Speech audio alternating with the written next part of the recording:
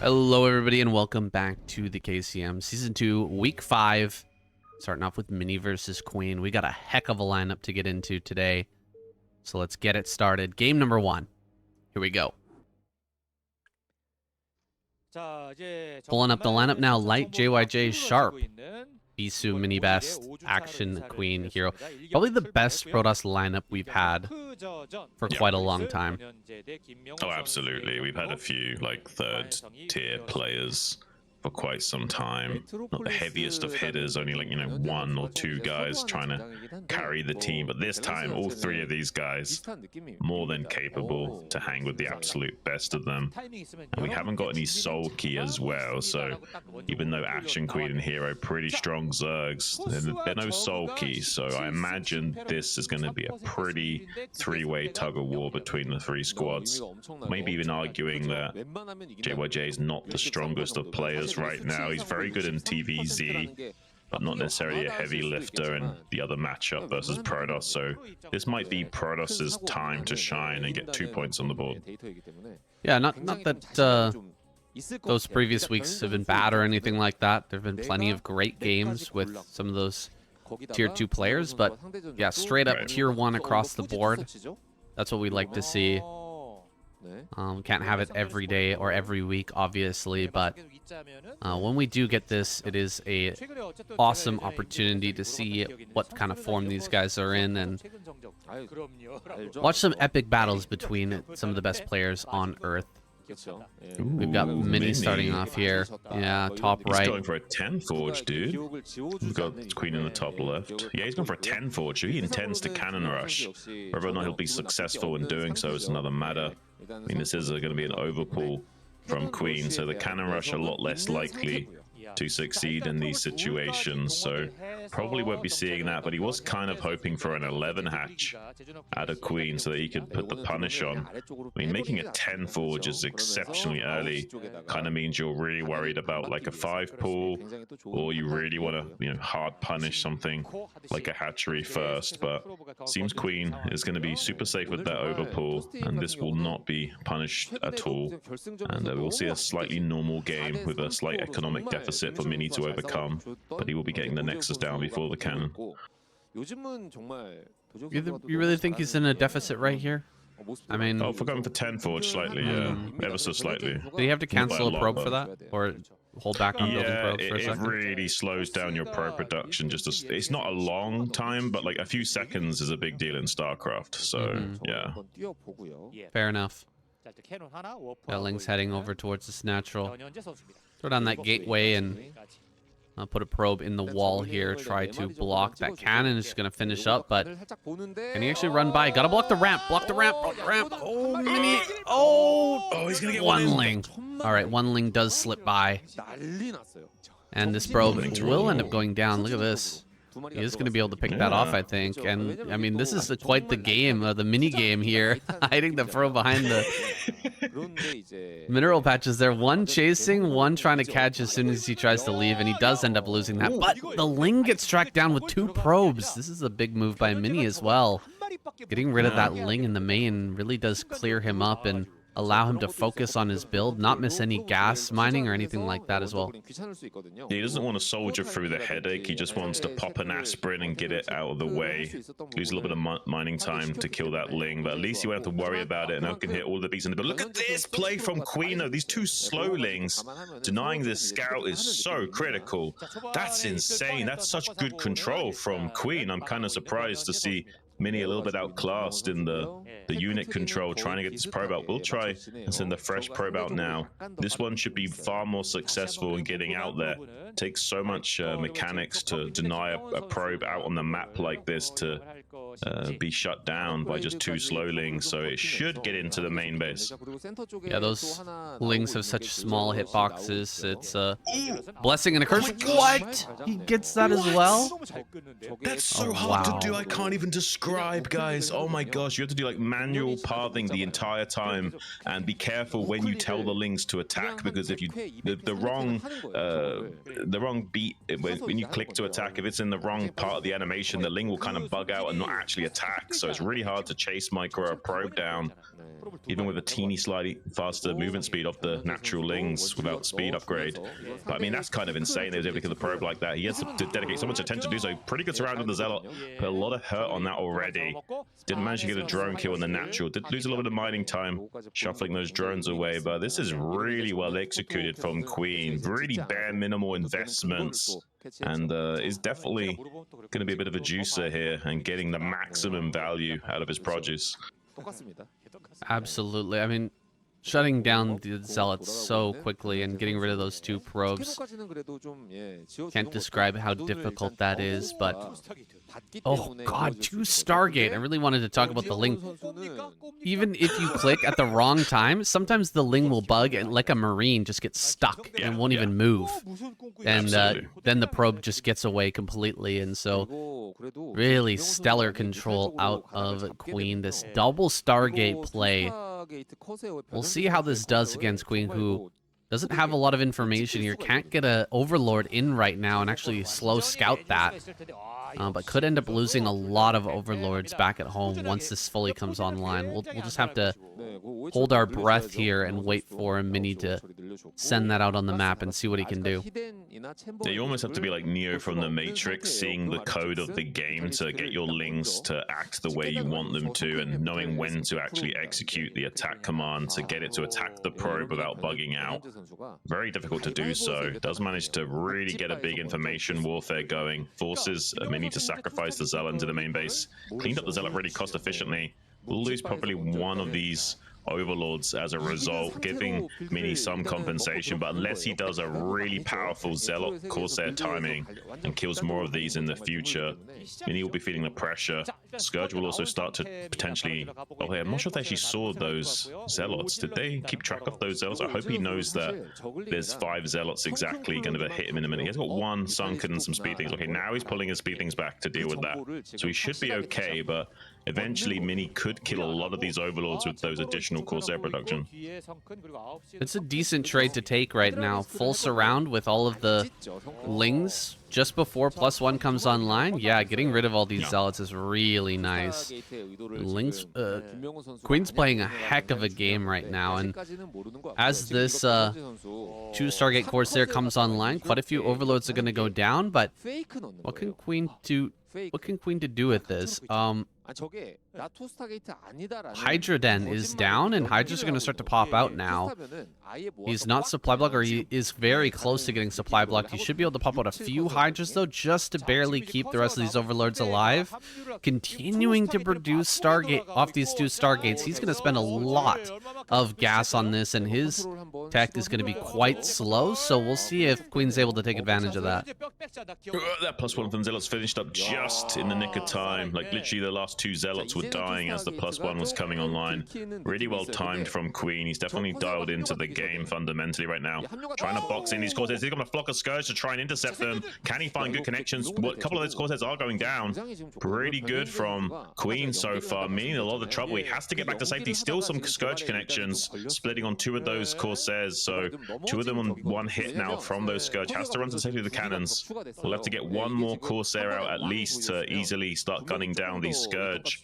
Queen, though, already kind of done the job that he needed to, keeping those Corsairs at bay long enough to start powering up his macro cycles now, operating on a pretty decent drone count, so he will be able to churn out 6 hatcheries worth of production.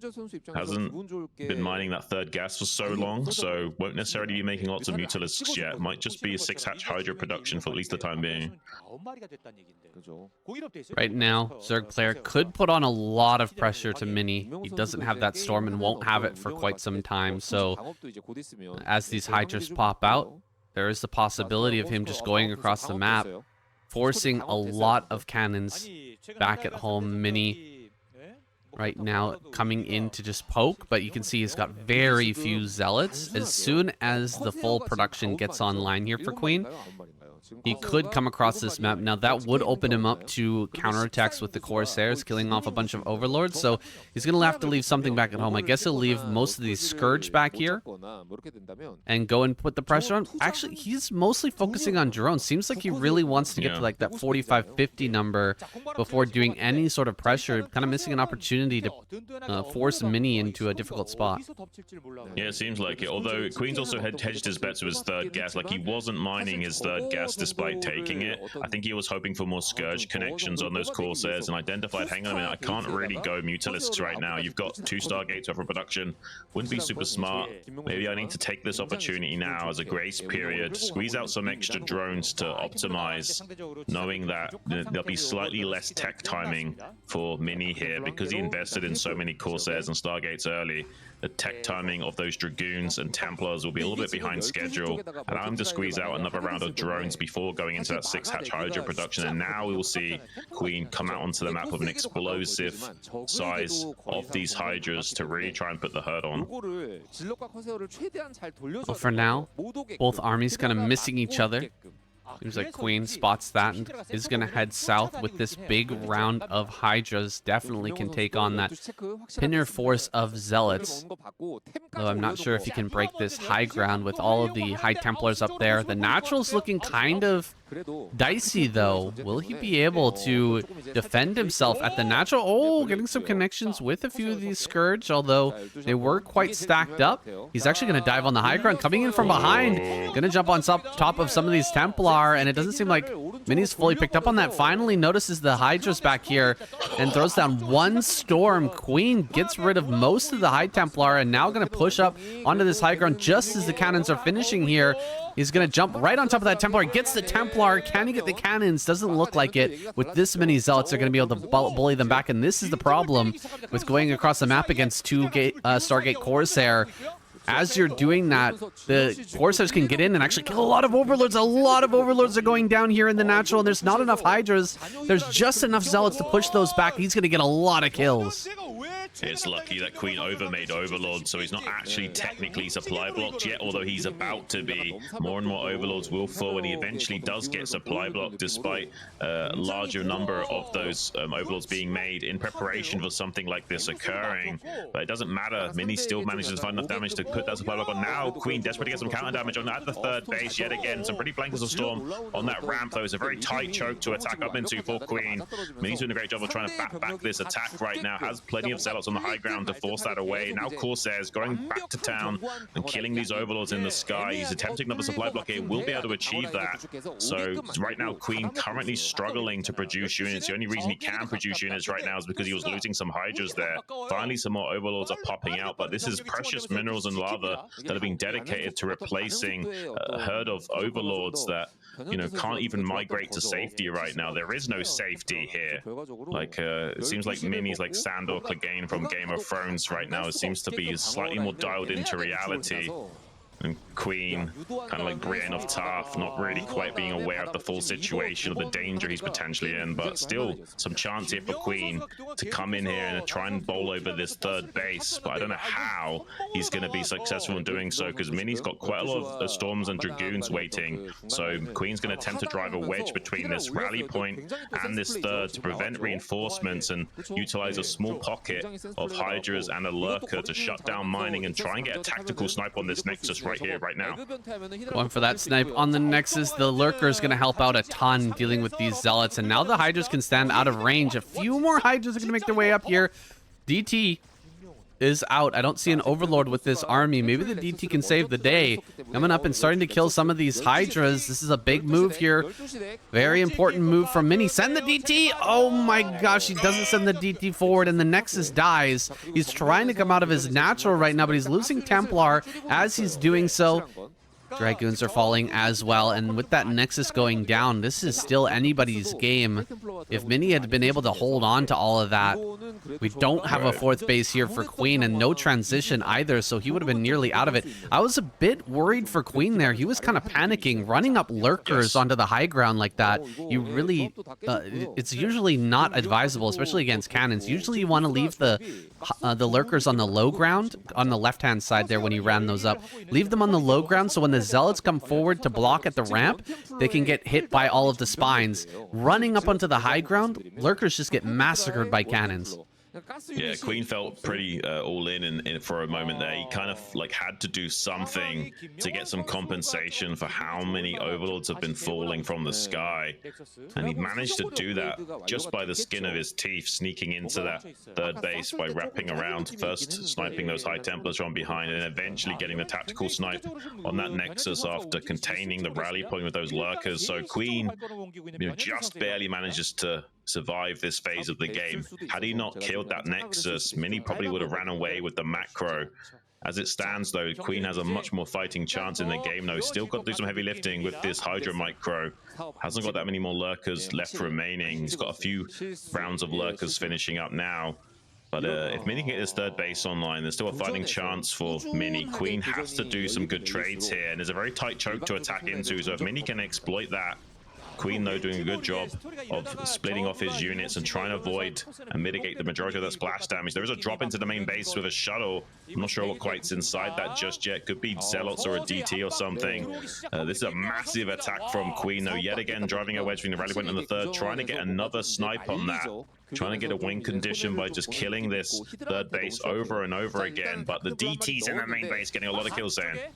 Yeah, that DT might be the saving grace here for Mini. A lot of drones going down. There's Queen pulling things away, keeping himself alive. There just wasn't quite enough Dragoons. So many Dragoons went down trying to push back Queen earlier, and so with all the Dragoons being dead, even though he had some great snipes, great storms on a lot of those Hydras, he was just able to trade efficiently enough. Mini controlling somewhere else. He's not really controlling his Dragoons as they're popping out here and dying in the rally point. Queen, supply block for the moment, but that kill on the hatchery, solid gold. This is a fantastic kill, and Mini is struggling now with almost no income back at home, almost no mineral patches back at home, excuse me. His income's still good, but only for another minute or so.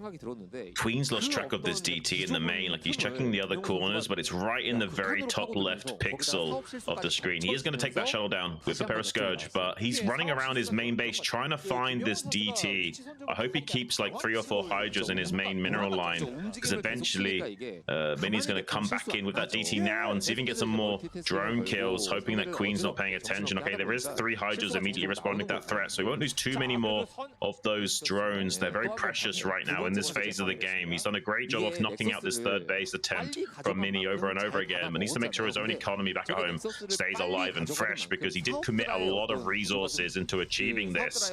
He was pretty semi all-in for a while. It's only because he's killed this third base over and over again that Queen can kind of sit back and relax a little bit more. His main goal has been achieved, and now it's Mini on the back foot, trying to re-establish control over his domain and push out now. So only a few lurkers here in the contain. With some good storms, he will be able to bat this back, but he's actually storming his own Zealots with the good storm dodging of Queen right now. Will eventually seize control of this third base yet again, but at a pretty significant cost. Sniping the Observer there might be the killing blow. Mini just can't push yet. And there's going to be more reinforcements coming up here soon. Wait, does he not have Dragoon range? He's upgrading Dragoon range right now. Oh my goodness. There really needs to be another pylon here, by the way, because those cannons are going to be unpowered in a moment as that one lurker hits the pylon. It's very annoying, but eventually that is going to occur. I mean, this is kind of wild. There is a lot of forces available to Queen. He's actually ahead in supply right now. There's only a few Zealots here at this third base. There's now Mini starting to secure the high ground with some reinforcements, but it might be too little too late. Queen might be able to surge up to this high ground. Finally, we have one more Observer here to provide detection, but that could be sniped in a moment. Does get targeted down and taken up by Queen. It is predominantly just Hydras here with a tiny little ramp to attack up to, but there's only one storm available for Mini. Oh, I mean, that's a pretty good storm, but here comes the wraparound from Queen now, trying to get onto the rally point, kill off a few of those Dragoons, maybe intercept the High Templars there, charging through the storms and trying to get on top of them before they can get to defensive positions. This is a really well executed attack from Queen. I don't think Mini's going to hang on. Yeah, I have just 2 more cannons left. Another one going down here. Zealots try to push up the ramp, but the egg block on the right-hand side will close it out. Cannot get up here to save this base, and you can see the minerals are completely dried out. 44 minerals left for mini, ladies and gentlemen. Seems like Queen has done it with some finesse. I mean, it was a little bit shaky there for a moment, a little bit scary when he was trying to break this third, but he did manage to take it down. Some really good, strong control. Queen takes game number 1.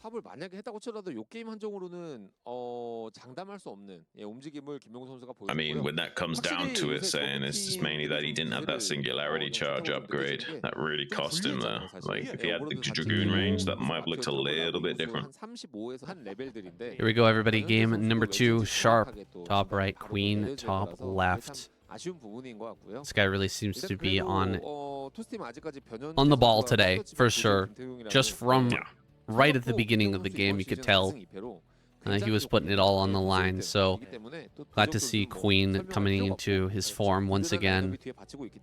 He's probably pretty frustrated with how this last ASL went, but I'm sure that he is already looking to the future and to that next ASL, the next big appearance, preparing for that, getting ready for his big comeback. Sharp gonna start with an 8 racks over here in top right. I mean, ASL's less than 3 months away now, if you think about it. It's going to be the end of August where the actual tournament starts, and the qualifier's a little bit ahead of that time. So I imagine some of these guys are thinking to themselves, why take a break? Why not just keep training my heart out for a few months here, and when the ASL ticks by, I'll be in slightly better shape than some of these other guys that are slacking off and busy driving their Bugattis and hanging out with their girlfriends. Yeah, hanging out with their kids and stuff. Who's got time for that? Queen. Yeah, right? I mean, this is Starcraft, the most important thing in the world. Taking his natural now. I think that was an 11 hatch. So I believe so. Aiming for a little bit of a more quicker pool here. Maybe probably build 1 drone and then go for his gas geyser. That's pretty standard with the 11 hatch. It's a little bit safer than 12 hatch. Obviously, it finishes faster, so you've got earlier access to the additional lava from that hatchery. But also, critically, it gives you a faster timing on being able to creep colony. So, like, you know, you don't have to wait for that hatchery to finish up quite as long to throw down a sunken early on if you really need to against some kind of crazy BBS bunker play where he's trying to leapfrog bunkers towards you. You can quickly put that attack on the clock by throwing down a sunken. Also helps out if it's something like a 10-10-10 proxy factory, and you want to make sure you can place that creep in as optimal as position as possible, so you're not like forced to place it kind of off to the side just to get it down, and then the vulture can get behind the minerals or something. Look at the drone pool here from Queen. Seems pretty minimal, just 6 drones initially. That's kind of all you need to make this hold work, but you need kind of perfect execution as well. So Sharp's gonna start to leapfrog those bunkers, and you can see now he's placing the creep right away because of the 11 hatch. Kind of allows you to throw that down very quickly and put this attack on a much faster timer. And Sharp going to target that down. Needs to get to 100 HP, so he will be after cancelling that first creep that goes down. But now maybe squeezing by with some Zerglings. Doesn't quite intercept the Marines getting to the bunker, unfortunately. So Sharp's attack will continue. Second creep attempt now going online for Queen. Going to try and get this in a better position. Able to target that bunker, but it'll be a little bit harder now for Sharp to target that down with the Lings intercepting reinforcements, as well as trying to keep the SCVs from DPSing it. These drones are going to be sent back to the main. They've been sitting for a long time. We didn't send those back immediately, maybe thinking that he might need those for a hold, but in the end, does pull them back into the main. Gonna get those back to mining now. Sharp, I mean, even if this bunker rush doesn't work, it still kind of works because he's gonna get so much of a response out of Queen here. He's already forced the sunken colony. He's forced a ton of Lings. Finally, a Overlord pops out, and the Lings are going to go for the kill on this bunker, trying to target down an SCV here. The SCV jumps inside the bunker to live. Another bunker here behind this with some more Marines coming up. Oh my goodness, this is really bad for Queen now. Yeah, he should not have tried to dive onto that bunker so soon. He would have been better off just clearing out the first bunker and then buying a little bit of time, getting another like 4 lings out, and then going for the surround on the bunker. As it stands now, this bunker's going to not only hold, but now give some counter damage potential in the way of shuffling these Marines over to behind the mirrors to make those drones evacuate. And now another mistake from Queen, in my opinion. He didn't even get that bunker into the red to make it burn down. So he's invested a lot of the Zerglings for not much gain, and he's being denied mining in his natural expansion. Really well executed early game here from Sharp. Yeah, the second bunker was extremely important. Just not enough DPS to break through both of those. And even though it's not enough to kill this hatchery here at the front, it's been a massive thorn in the side for Queen. Yeah, he didn't put enough damage on that to bring it to the red HP, and so that is not burning down. Sharp going to be able to deny this mining for a little bit longer. These lings are in high enough number now. He definitely should be able to kill everything, but already the damage has kind of been done here. He's going to lose even more lings to finally clear this out. And it looks like this Marine movement very good as well. Is he actually going to live with 1 Marine? No. Okay. Ooh, that was close. I mean, we're seeing some really well executed play from Sharp in this early game. A little bit of finesse with the Marine control. It's exceptionally hard to do that. You'll see most Terran players at an amateur level just not be able to keep up with those little micro nuances that are required to outtrade the Zerglings, and they'll fall by the wayside very quickly. Sharp, though, proving that he's very adept in his unit control. And no surprise there, he's one of the best up-and-coming Terrans we've had in the last couple of years, and he's really improved a lot. Hasn't really had such a good showing in the recent ASL, but I'm sure he's going to be training hard and hopefully getting a better performance going later on in the year at the end of the summer. I'll definitely be rooting for him coming up in that tournament in the future. Queen is in a lot of trouble, man. Like, he's just been scanned in the main base, so Sharp knows the exact timing of that spy. We'll be able to optimize his turret timings perfectly. He doesn't know about the 2.5 macro hatch, so he's going to have to drone up and be really greedy and hope that Sharp doesn't try and push out too early against this and assume that there's mutas on the way soon. But Sharp should be smart enough to at least fake an attack right now and maybe force either a sunken or some Zerglings being produced. Ooh, the run by is kind of nice. This is a smart play. He's going to even see that it's 4 racks behind this, or 5 racks, excuse me, with the racks there in the natural. 5 racks can be punished pretty heavily if he goes for an immediate Hydra Den, and he should be able to put down that Hydra Den right next to the 3rd hatchery in the main and kind of obfuscate the fact that he's going for that red away. Sharp could be caught with his pants down if he doesn't have a transition coming on time. It's past the 7-minute mark already, and there's no factory. I just want to point out that because of the 8 racks and the pressure early on, both players are driven back by about a minute, relatively speaking, in their tech timings. Right. So 8 minutes is 7 minutes in that regard. So Queen's actually 30 seconds behind schedule with the muta timing. And actually longer, more like 50 if you include the distance to the base. So it's okay to make the factory at around 8-ish minutes here for Sharp. That would be kind of an acceptable timing. Queen's actually the one that will need to respond to this and make quite a few sunkens back at home. Has got a chance here for Queen to kill a lot of SCVs and rely purely on the sunkens for defense. So if Sharp tries to attack right now with these bioforces to make the mutas turn around and chase him, he'll be a little bit disappointed, realizing, hang on a minute, he's got 4 sunkens back at home with a few Zerglings, and actually I'm going to lose a lot of SCVs now. So this is a great comeback mechanic for Queen. No, you're totally right about that. It's a good point. Everything being pushed back a bit in that timing, and Sharp's gonna suddenly arrive here with quite a few Marines. Is that enough to break through 4 sunken colonies? It's gonna be very close if he wants to try that. Doesn't seem like he's ready to dive in just yet. +1 is done. Is he going to pull the trigger? He's waiting for a bit of a reinforcement wave, not coming back here to try and deal with these mutas at all. He's just going to send over there. We really need more sunken colonies here, Queen. Yeah. He has to realize that this is getting reinforced and that this army is going to be a lot bigger than he expects. Uh-oh. I think we might see a bust here. Sharp is just going to come into the front, and although Queen's done a lot of damage at that natural, it's not really going to matter if his front gets busted. There's another sunken colony getting thrown down, but it's way too late just diving right through here. Sharp's going to bust straight in, and these mutas, I don't think they're going to be able to halt the damage that's being done. Yeah, it's going to be rough. I think he's going to at least lose a few of these drones. Even if he does somehow clean up this with Muleless Micro, the damage has already been done here for Sharp. He's achieved what he wanted to.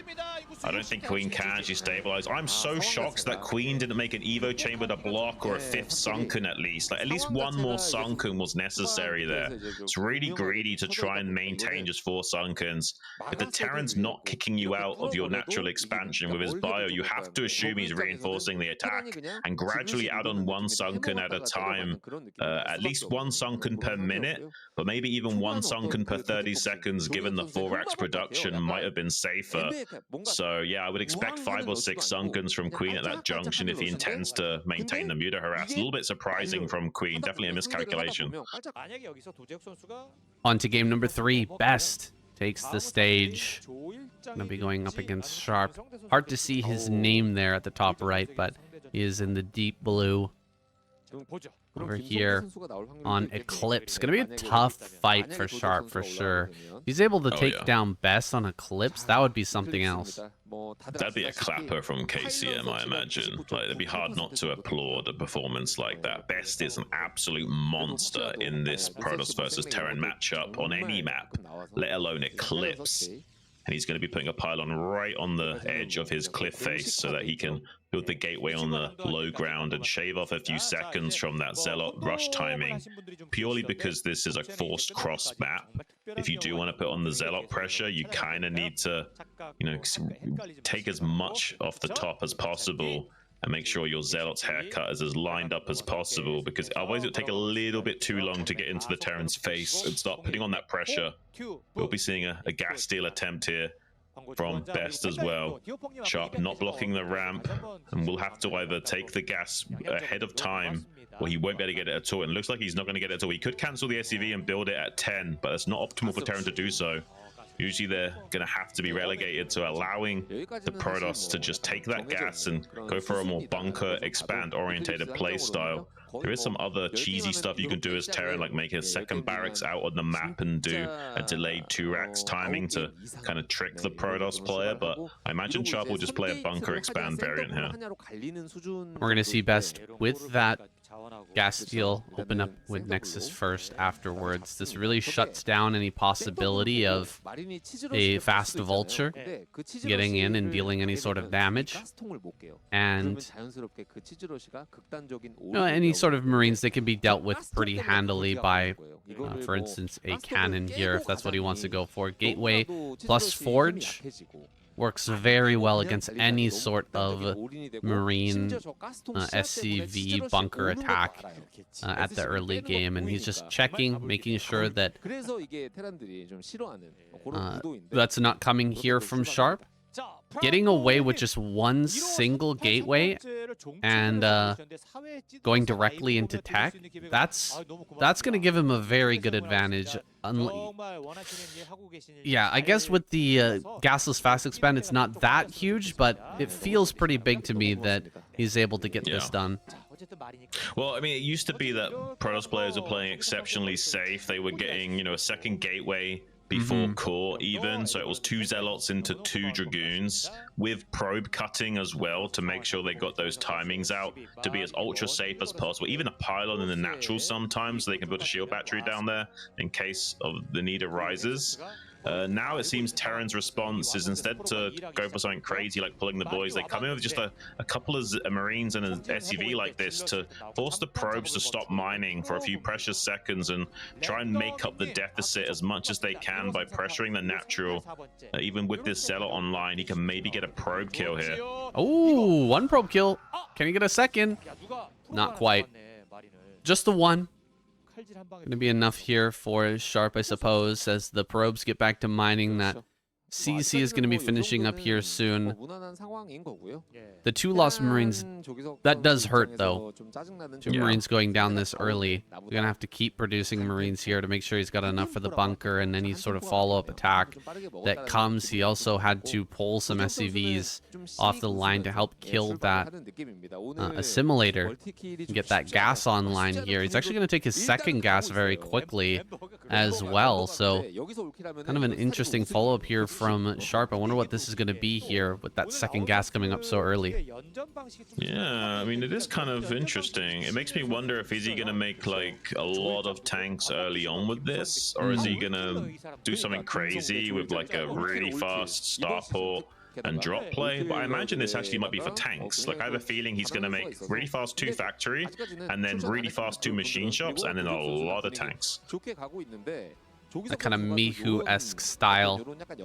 Very heavy early tank push. Might be working out all right versus best style. Triple Zealot run by. Quite annoying stuff for Sharp to have to deal with. But this is the absolute perfect response. Just pulling the SCVs to the ramp. Wow. Making sure that this bunker can keep hitting these. This final Zealot will get in there. Some very good target fire on those SCVs. Gets quite a few kills, but he is going to be able to shut this down without too much trouble. Yeah, it's actually really well handled here from Sharp. So it's going to be trying to shave this gorilla a little bit. If he kills that SCV, that's a pretty... Okay, doesn't quite kill that SCV. That was seriously close to going down. I mean, I would say that the game's pretty even right now. After losing the Zealots in that fashion, I would say, and the bunker expand, a decently successful kind of middle-of-the-road pressure from the 2 Marines and SCV. It didn't really accomplish much there. But when all said and done and the dust has settled, I would say this is a fairly even game for Sharp to operate from. Definitely not the worst case scenario. One of the best probably you could hope for of game state variations from being gas stolen and 12 Nexus on this map here. There is a very quick robotic support bay from Best, though, kind of skipping over the observatory initially to put on a lot of pressure early. We see this a lot from Protoss players in the meta, kind of not needing to go for that fast scout with the observer, instead trying to put the hurt on. And that Zealot getting into the main base and confirming the double machine shop and this early second gas might be just enough to tip Best's hat forward and try and go for a lot of damage early on. And if it is just predominantly tanks, I imagine Sharp will have a decent a chance at batting this back. You should have 3 tanks way ahead of schedule to start fighting against that Reaver in the main and natural. So there will be a good response here from Sharp, but still some big potential damage from the Scarab connections. Even with full tank production, still a lot of gas is starting to bank up here for Sharp. Maybe the build being thrown off a bit by some of the lost SCVs, kind of hurting him.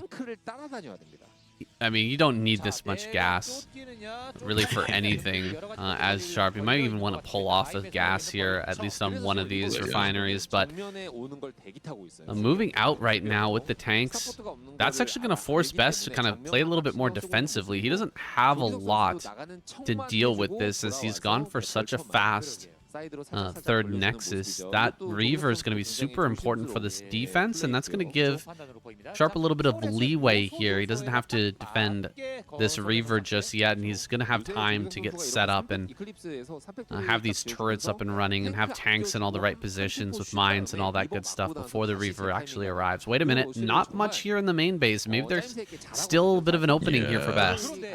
And it's the speed shuttle. Like, he got the speed upgrade really quickly on this, so he's going to dive right behind the mineral line, or at least in the very top right pocket. First, he's going to target the turret.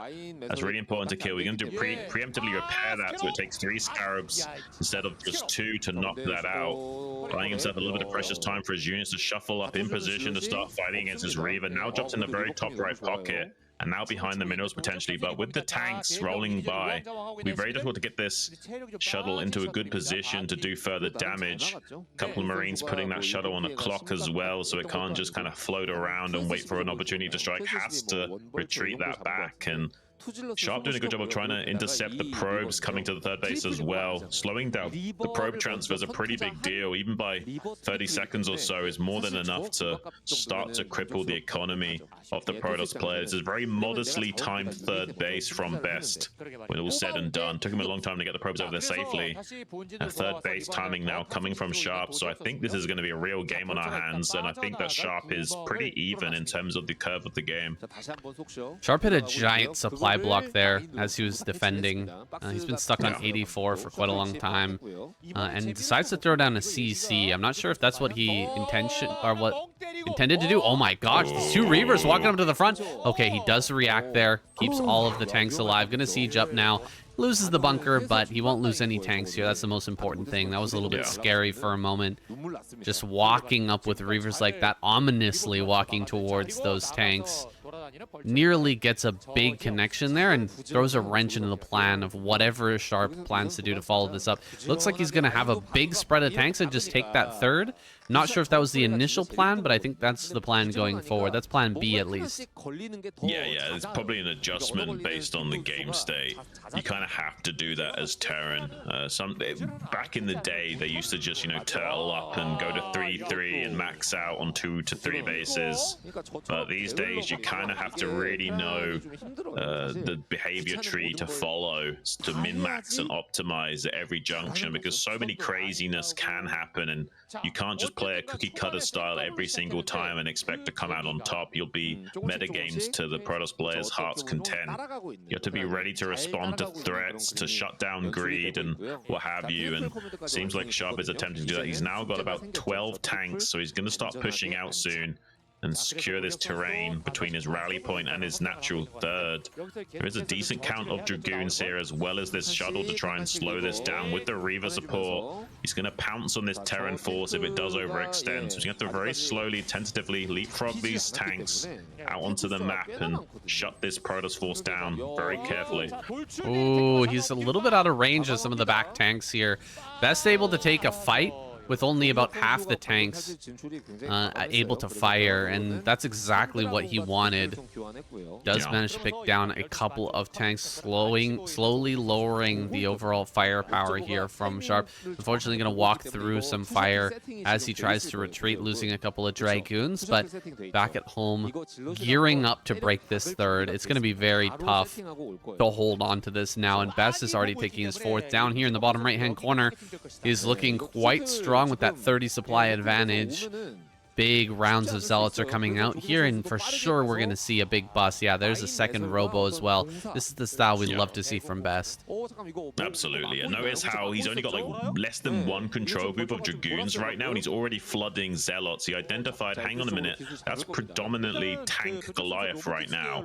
So I can probably get away with slightly less Dragoons than usual and get a little bit quicker production on my Zealot count. So I have a chance of bulldogging this Terran formation earlier on.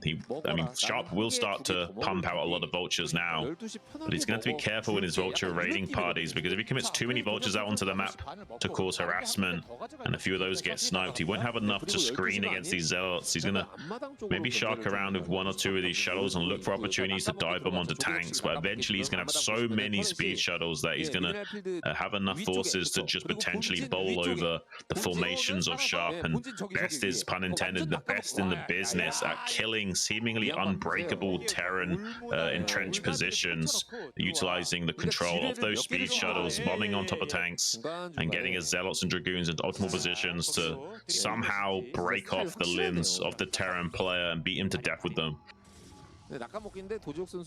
Sharp is preempting a budget recall with these shuttles into his main or natural base, and is setting up some pretty interesting turret positions. Look what he's doing right now.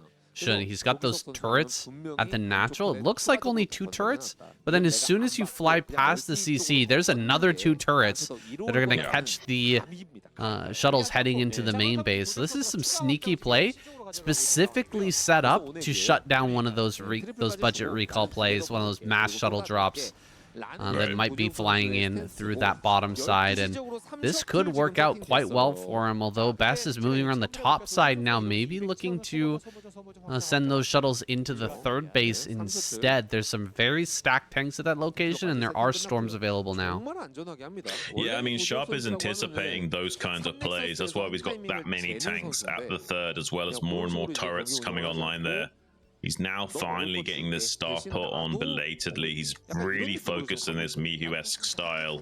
Just 1-1 upgrades, mainly to get going, and then just as many units as possible, optimizing his unit production more than his tech and upgrades. Will eventually catch up with those as the time ticks by, but he's going to be behind the upgrade curve of this game. He's mainly just hoping on enough meat on the bone to handle the beast that is Best, who might be attempting to bowl him over soon.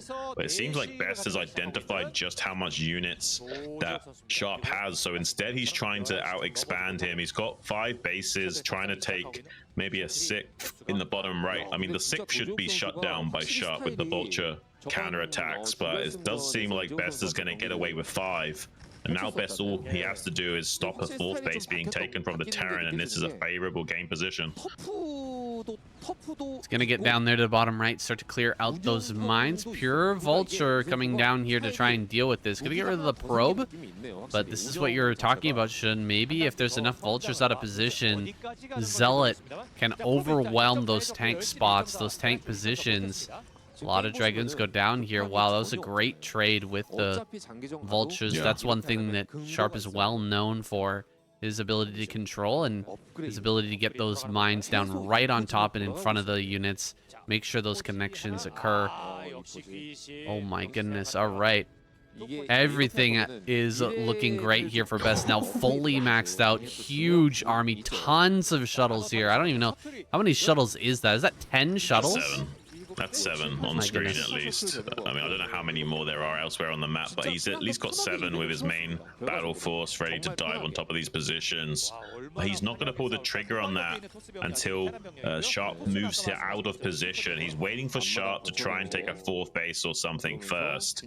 And Sharp, he could take this bottom right pocket. It's just such a long stretch away from his main battle line to go for something like that. It's so much more common for Terran to try and take this natural 4th up in the sort of 11 o'clock up here, which he's moving towards now. This is a much more natural base expansion progression, and this is exactly what Best was waiting for, so we can come in here with a massive flood of Zealots to try and get on top of these tanks. There's not that many Vultures to screen against. There's beautiful Sonic Storms coming on top of this tanks as well. They're pretty clumped up, so a lot of splash damage is going down on that. Pretty good Storms. He's not even hoping to win the fight here. He's just trying to take out as many of these tanks as possible. That's a beautiful Storm on the eastern flank as well. Best is just trying to run a clinic on Sharp and pull as many of these tanks apart as he can, and then the next fight or 3 will be the ones where he's actually attempting to kill Sharp. He's just trying to take away the sting and cut off as much of the fighting force as possible, although there wasn't enough remaining, enough remnants here for Sharp to go on the counter-offensive, try and see if he can knock out this base in the top left. He's kind of defending by attacking right now. He's not going to take this 4th base just yet. Like, beautiful snipe spot on the High Templar and the rally point. Sharp is in a pretty good position if he can keep this going. Look at those cannons in the rally point. Best knows that Sharp is all about these little counterattacks and hitting that rally, trying to pick off Templar. And so adding 2 cannons there, it's not enough to stop it, but it's enough to shut it down when it actually happens. At least he's sure that the Vultures will die as a result of those dive-ins. And now that 4th base is going to be taken. I can kind of see a plan formulating here for Sharp. He's going to prevent that bottom right-hand corner base, that 2nd base in bottom right, from being taken. And this one over here in top left while taking his 4th. If he can prevent those bases from getting set up and just hold 4 bases, he might be in a favorable position here. Seems like Best is gearing up for another big drop. Has 6 shuttles ready to go. Gonna be diving on top of this. Not a whole lot of Goliaths here, but more than in the previous fight, and so he might be able to gun some of these down. Yeah, I mean, Best is kind of like playing with fire right now. The shuttles are just sitting here. I don't know what he's doing. I think he might have made a mistake and forgot about them. Now he's just lost a few shuttles for free to those Terran boosted Hellfire missiles of those Goliaths. In a little bit of trouble is Best, not finding the cost efficiency he was looking for. Meanwhile, it seems like Sharp sending some reinforcements down to the bottom right pocket, shutting down this base, playing whack-a-mole with Best right now, knocking down some of these expansion attempts while taking his own 4th base. That'll be 4-base Terran versus 5-base Protoss. That's a pretty respectable position to be in. Terran needs 2 bases mining at all times to be confident. And now that the main and natural has been mined out for Sharp, this 4th base timing is critical. The 3rd will be dried up in another 5 to 8 minutes or so. So he will eventually have to leapfrog and take this top left for himself as well on top of that. But for the time being, Sharp is in a pretty favorable position and will be forcing Best to come to him. The problem with Terran on this map, and it's always been the complaint for Terran players, is that it's so hard to deal with counterattacks here. I guess if you just never attack, then there can never be a counterattack. Here comes Shuttles diving on top of this army, this reinforcement army here from Sharp's looking like it's getting kind of wiped out. Not targeting down on these shuttles here, but most of the army has already been leveraged out of those shuttles, running up here onto high ground with a bunch of zealots. He's going to try and shut down that base. Still has a pretty good position out here in the front, and the zealots are going to go to work on these SCVs. Sharp falling apart just a little bit here, but Best, I mean, wedging himself up into this spot. Is this going to be enough to shut down the game plan of Sharp? I don't think so, but he is already starting to put a few thorns in Sharp's side, and he has, you know, dismantled the majority of the tank count of Sharp. So there is definitely a window here for Best to secure this additional base in the bottom right, and that's what he mainly cares about. He's just trying to force a lot of defenders to respond to this fourth base location, while Best is now able to get another additional base in the bottom right.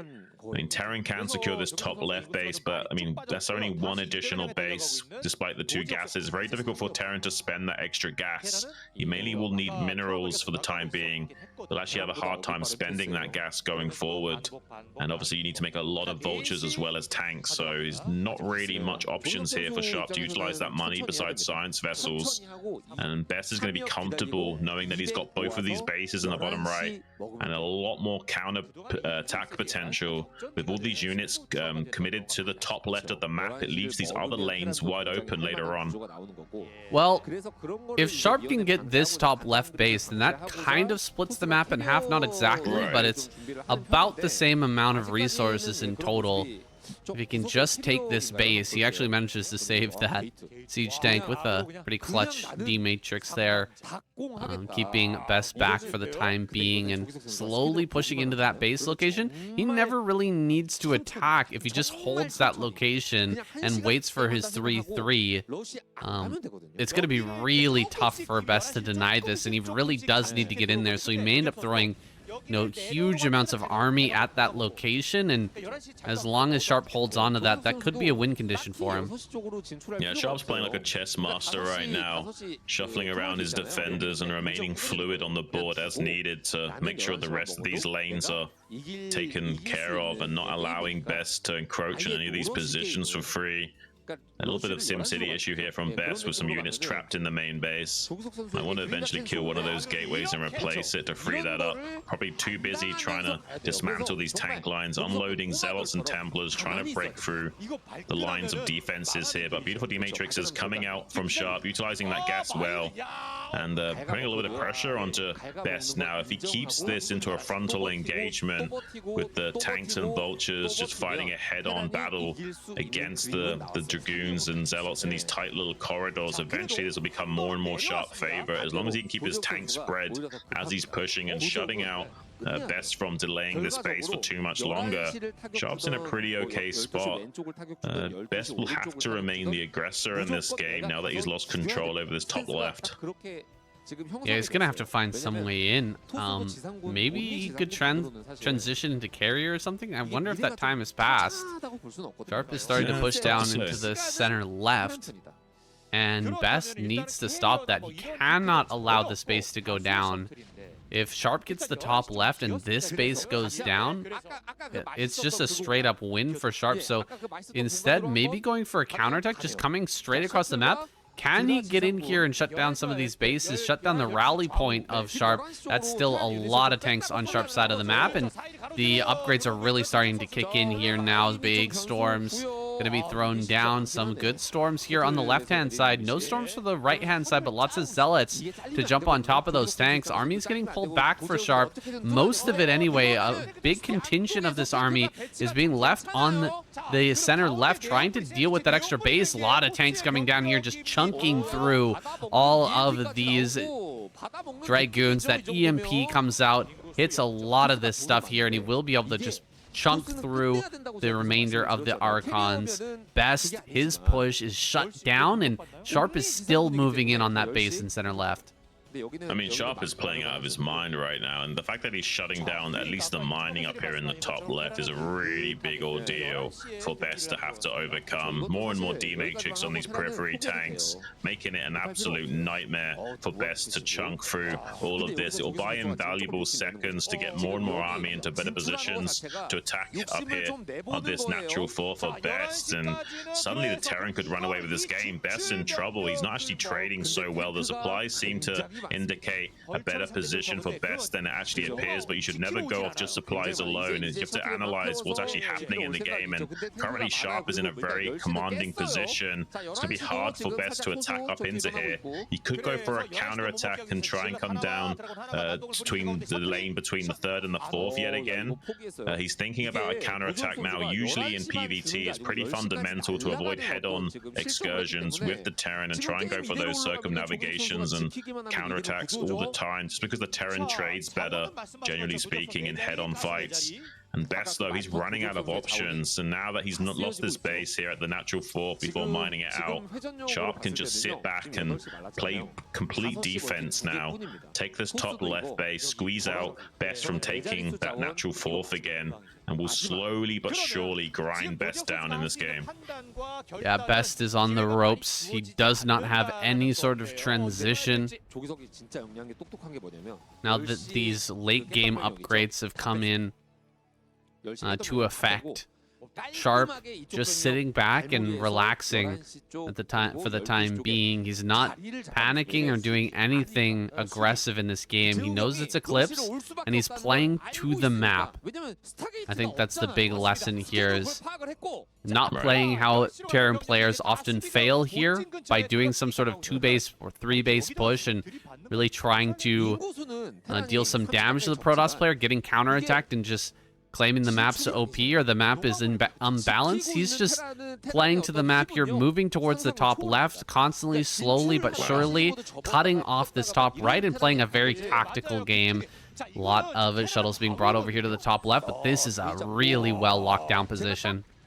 This is really beautiful play here from Sharp. He's been non-stop scanning for the Protoss army's movements while remaining fluid with the bulk of his force, waiting to see where Best wants to commit. He's identified that the position to be attacked is just top left, so he's reinforcing it ahead of schedule. Here comes some beautiful Sonic Storm attempts, like catching the majority of the SVs on exit as well, so still some pretty big economic damage from Best. Even though the Terran player is playing out of his mind, it does sometimes occur that Best can still bowl over the Terran at a moment's notice and somehow make it work. He's very well known for that. So even though Sharp is playing an almost perfect game here, has to be said that the Protoss player could still make this work and win. There is a tiny pocket for that dropship to land a siege tank in the bottom right. He's going to eventually get some critical damage there, and that Nexus is low, so he could potentially kill the Nexus as well as the probes if Best is able to respond to that. So nice tactical play there from Sharp, but so far so good here for Best, knocking out that base in the top left, resecuring his natural 4th. He's keeping lifeblood in this game. Yeah, he's keeping himself alive, at least for now. Sharp sneaking in, gonna get a bunch of probe kills here at center left. This is a really good move from Sharp. And he's gonna force some of this back. Some of this Protoss army will have to come back to deal with the vultures. More probes going down. Oh my goodness, the probe damage is insane. Sharp, this drop will end up getting cleaned up without killing the Nexus. That drop is going to go down. But honestly, Sharp fighting back in a really strong manner, shutting down at this base at center left and the base in bottom right at the same time, even though he lost his top left. Yeah, he's bought himself some valuable time. His natural 3rd is about to be mined out completely.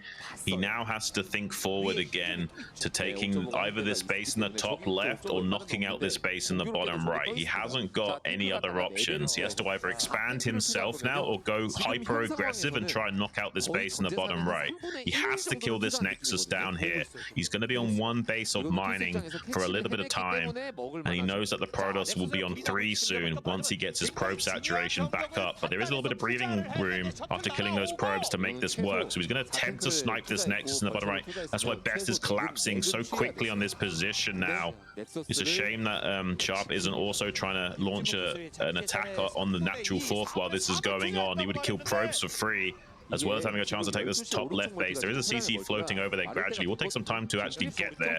Does kill a lot of those probes in the bottom right, but now will be relegated to just 1 base worth of mining, and that is not long for its world. You can see those patches already drying up. He's got about 4 minutes worth of mining at this 4th base location. He has to take this base in the top left now and be undeterred in doing so while launching an attack vector on this natural 4th of Best. This is his last hope to knock out this base and secure this territory. Final push here for Sharp. Let's see this setup before this happens. Very nice attempt here from Sharp to go in to that rally point, disrupt some of the Templar as they're coming out. Great D-Matrix there in the front, but this is a very stacked tank force. The storms that come out in the middle of this are going to be devastating, and so pushing up here with a very big force. Not enough Templar or not enough Vultures in this army. Plenty of Templar. Oh my goodness. Oh, wait a second. Hold on. Yeah, the arc-light cannons, shock cannons targeting those Templars and preventing the critical storms necessary. I mean, most other Terrans would have lost all of their tanks in that situation, but Sharp was on top of things and eyeballing exactly where those high Templars were and instantly shutting them down with the shots of those siege tanks. Really well played from him, and that trade really did go Terran's way. That was not supposed to happen. Protoss was supposed to bowl the Terran player over there, get 1 or 2 more storms on that army, and wipe out the majority of it. But as it stands, Sharp in the commanding position now. Best is the one, yet again, having to respond. All Sharp needs to do is cling onto this base in the top left. Yeah, I think that Vulture attack into the rally point was actually quite important. Now, big storms here on the remainder of the tanks, trying to fall back to a defensive spot, an easier to defend spot here in the top left, but ends up getting stormed nearly to death. Might have been better just to unsiege and then spread everything out a little bit more. Ooh, gonna get this Nexus over here at bottom right. Can he actually get the kill on that? He needs to get one more scan so that he can finish that off. Looks like he will get that, and the Nexus is gonna go down with the Nexus falling here. This is still a game. I mean, both players are extremely low. 85 supply to 89. There's the last minerals. All the last minerals are gone. But for both players, Best has no income. This is crazy. Both players pretty much mined out at the exact same time.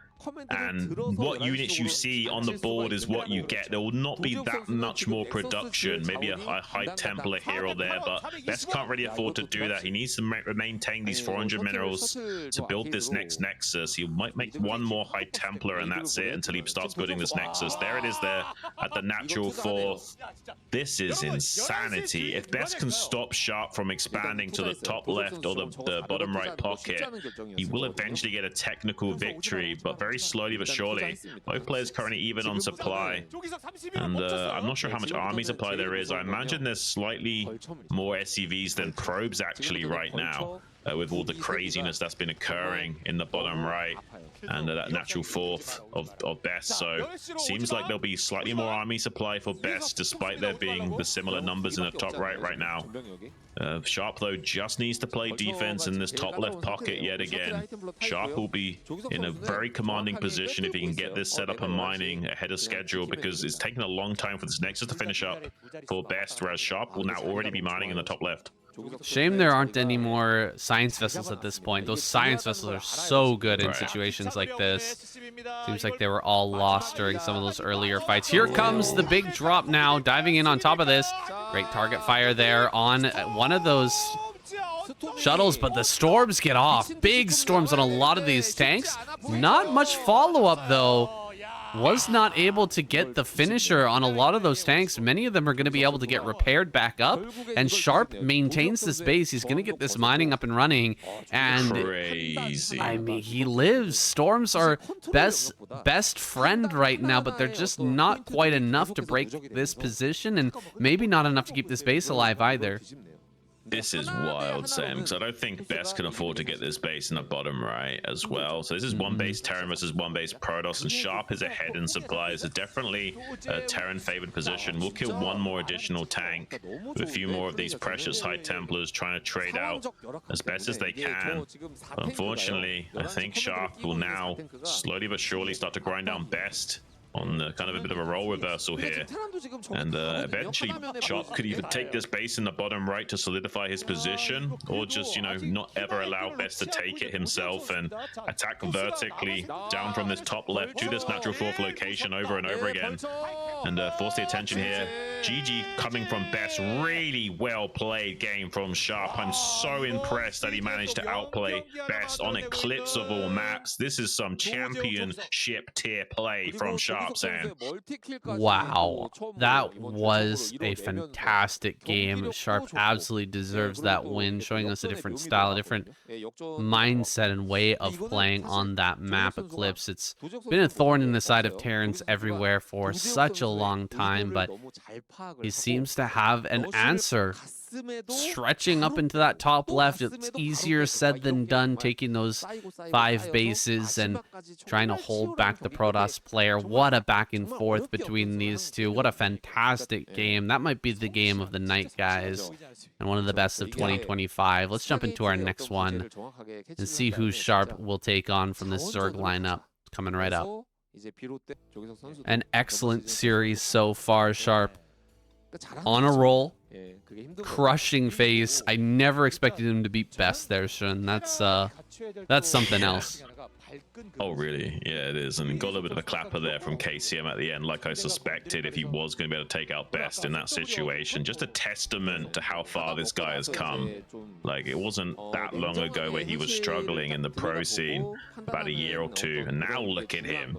I mean, who knows? This guy could be winning an ASL sometime in the future. Might not necessarily be this next ASL Season 20 coming up, but who knows, man? I mean, he's definitely going to be a pretty solid contender for it.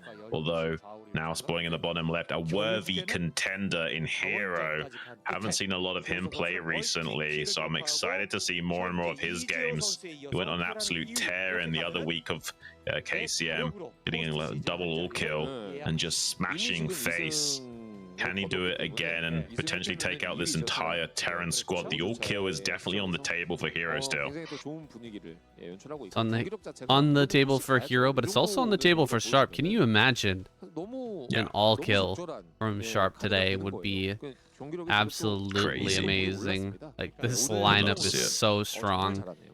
And Sharp, he looks to be playing at his absolute peak performance today, so maybe he can take that home. Anything can happen here in the KCM, guys. Absolutely. And looks like Hero not actually optimizing for that fast lair timing. Going to be going for like a 2.5 hatch style here, which is pretty much what we expect from him. He is definitely a more macro-centric player. Going to be building that spawning pool like most Zerg players would to speed up the mining of that top patch. Very common little mineral optimization we see in the modern era. And Sharp kind of just doing a normal wall in here, nothing too crazy, probably just a 1-rax FE.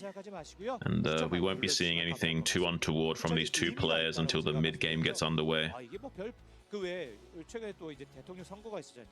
Here on Dominator, can be a little bit difficult to hold that top left-hand corner. We don't see very many Zerg players take that natural up there. A lot of times we end up seeing, you know, Hydra Defiler type play, Hydra Defiler style. Sharp got a little lucky here with the spawn location center right, best spawn location for Terran, so he will have a bit of an advantage when it comes to defending the Mutalist pressure. but Hero could still tear him apart. Absolutely could rip him apart if things start to go his way and he gets a bit of that momentum going with that 3-hatch play, bringing the Lings in as well and breaking through the front. Right now, though, Marines moving out on the map, and I don't think this has been scouted. Hero could be caught unawares by these 4 Marines walking into his natural. If these get behind the mineral patches, that would be devastating.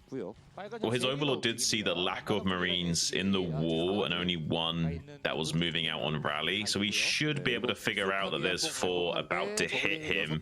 He's got 2 Zerglings there waiting for those, but this SCV's done a great job of playing keep away from those Zerglings, and now he could lose a drone. Does in fact lose one of those drones. Now he's in trouble. Here he's in a world of hurt. He might get an additional 2 Ling kills here, maybe even a follow-up drone kill. He's going to try and wrap around and run away with those drones on the outside. And now he's able to block these drones coming back into mine. There's a lot of lost mining time, but Hero Sharp is playing out of his mind today. And even the likes of Hero is kind of like playing a little bit shaky against him and having some missteps in this early game, chasing that SCV for far too long. Just leave 1 Ling chasing that and send those other 3 Lings back to your natural. So you've got 5 Lings versus these 4 Marines, and none of this would have occurred, but Hero was too tunnel visioned on trying to shut down that SCV scout and paid the price for it. Well, he's going to end up losing all the Marines in the end anyway. Very strange situation there, though. Kind of a funky spot there for Hero when he just ran his drones out of the natural and way out into the map. That was kind of an on-the-fly play. I like to see it from Hero, figuring out how to take the least possible damage from that awkward situation. Sharp ends up losing all of those Marines and only getting, what, 1 drone there? So not the worst thing in the world for Hero, but kind of an interesting footsie. It's an interesting back and forth here in the early game. Yeah, I mean, we're going to be seeing a 4-Rex follow-up here from Sharp, kind of committing into economy and army rather than focusing on tech too much here. It's a very common way we're approaching the metagame for Terran players. It allows you to come out onto the map much sooner and actually start to challenge those Mutalisks head on and not allow them to keep you pinned back forever, and start trading off that bio and making it an absolute nightmare before the Lurker transition and eventually the Defiler transition comes online. A nice scan there from Sharp, going to be identifying the 2.5 hatchery configuration exactly, although he was pretty sure of it already. It's very good to confirm in StarCraft. Like, it's one thing being able to assume and knowing what he could be doing. That's a very good skill to have. But if you can confirm it, almost always you should. It's always possible that someone is doing a very clever mind game to throw you off and taking advantage on your ability to read the game. This is some good control by Sharp, knowing that he was a little bit weak here in the main with these turrets coming up a little bit slower. Having the Marines in position just in the nick of time. Going to keep these Mutas back for now. Not much damage has been taken by those Mutas, though, so he's going to come in strong here with this incoming attack. Sharp going to continue to add turrets and get this 4-racks play online. Going to be having a very nice setup here. Again, this is the better spawn for Terran on this map, so he's got everything pretty well locked down with the bare minimum number of turrets. Although that's a very hopeful supply depot, it's easy to exploit. Needs to get it up either way. Beautiful run by from Hero, taking a few SCVs en route to a safer position to harass this mineral line in the bottom right. And we'll force a little lost mining time because those SCVs sliding around, as well as taking quite a few kills. He needs about 6-ish kills on those SCVs to put himself into a comfortable mid-game curve, and he pretty much achieved that without really losing any Mutalisks. We see a 7-minute 10-minute 20 factory coming out from Sharp. It's a teeny tiny bit behind schedule. You want to get that out at 7 minutes by the latest usually. But he did do a lot of commitment into that early game offense. So you're probably feeling like you can get away with a slightly delayed factory of how much economic damage that was done to Hero. We've got the third base coming up for Hero now. And as long as Sharp doesn't take any more damage to his SCV lines and kind of maintains trajectory, reinforces this viable over and over again, eventually he might have a chance of putting some pressure on, but Hero will not sit idly by. He's going to be forcing stims, then waiting 10 seconds, going back in, forcing another stim, draining the energy reservoirs of these medics here. I'm trying to intercept the reinforcements before they can join up in one big fireball. But so far, Sharp doing a pretty good job of keeping everything together. And he will have a very large bioforce to start putting the pressure on. Finally gets a kill on one of those mutas. Some very good control from Hero from the run by, killing off a lot of SCVs. And now to this initial fight versus the Marines. Hero handling this quite well, but he can't dive in anymore. He can't go for any more damage. With this sizable bio ball in the middle of the map, this is his sole focus. He has to shut this down so that his transition can be successful. Starports are being added on now. Sharp going to continue to rally forward. He's done a great job so far of rallying up and just reinforcing this army over and over again. Very cautious about moving forward, but he's now on the offensive here. Big Ling attack gonna come up and join this, but this is so much firepower. Wow. Dude, Sharp, that rally there kind of saved him.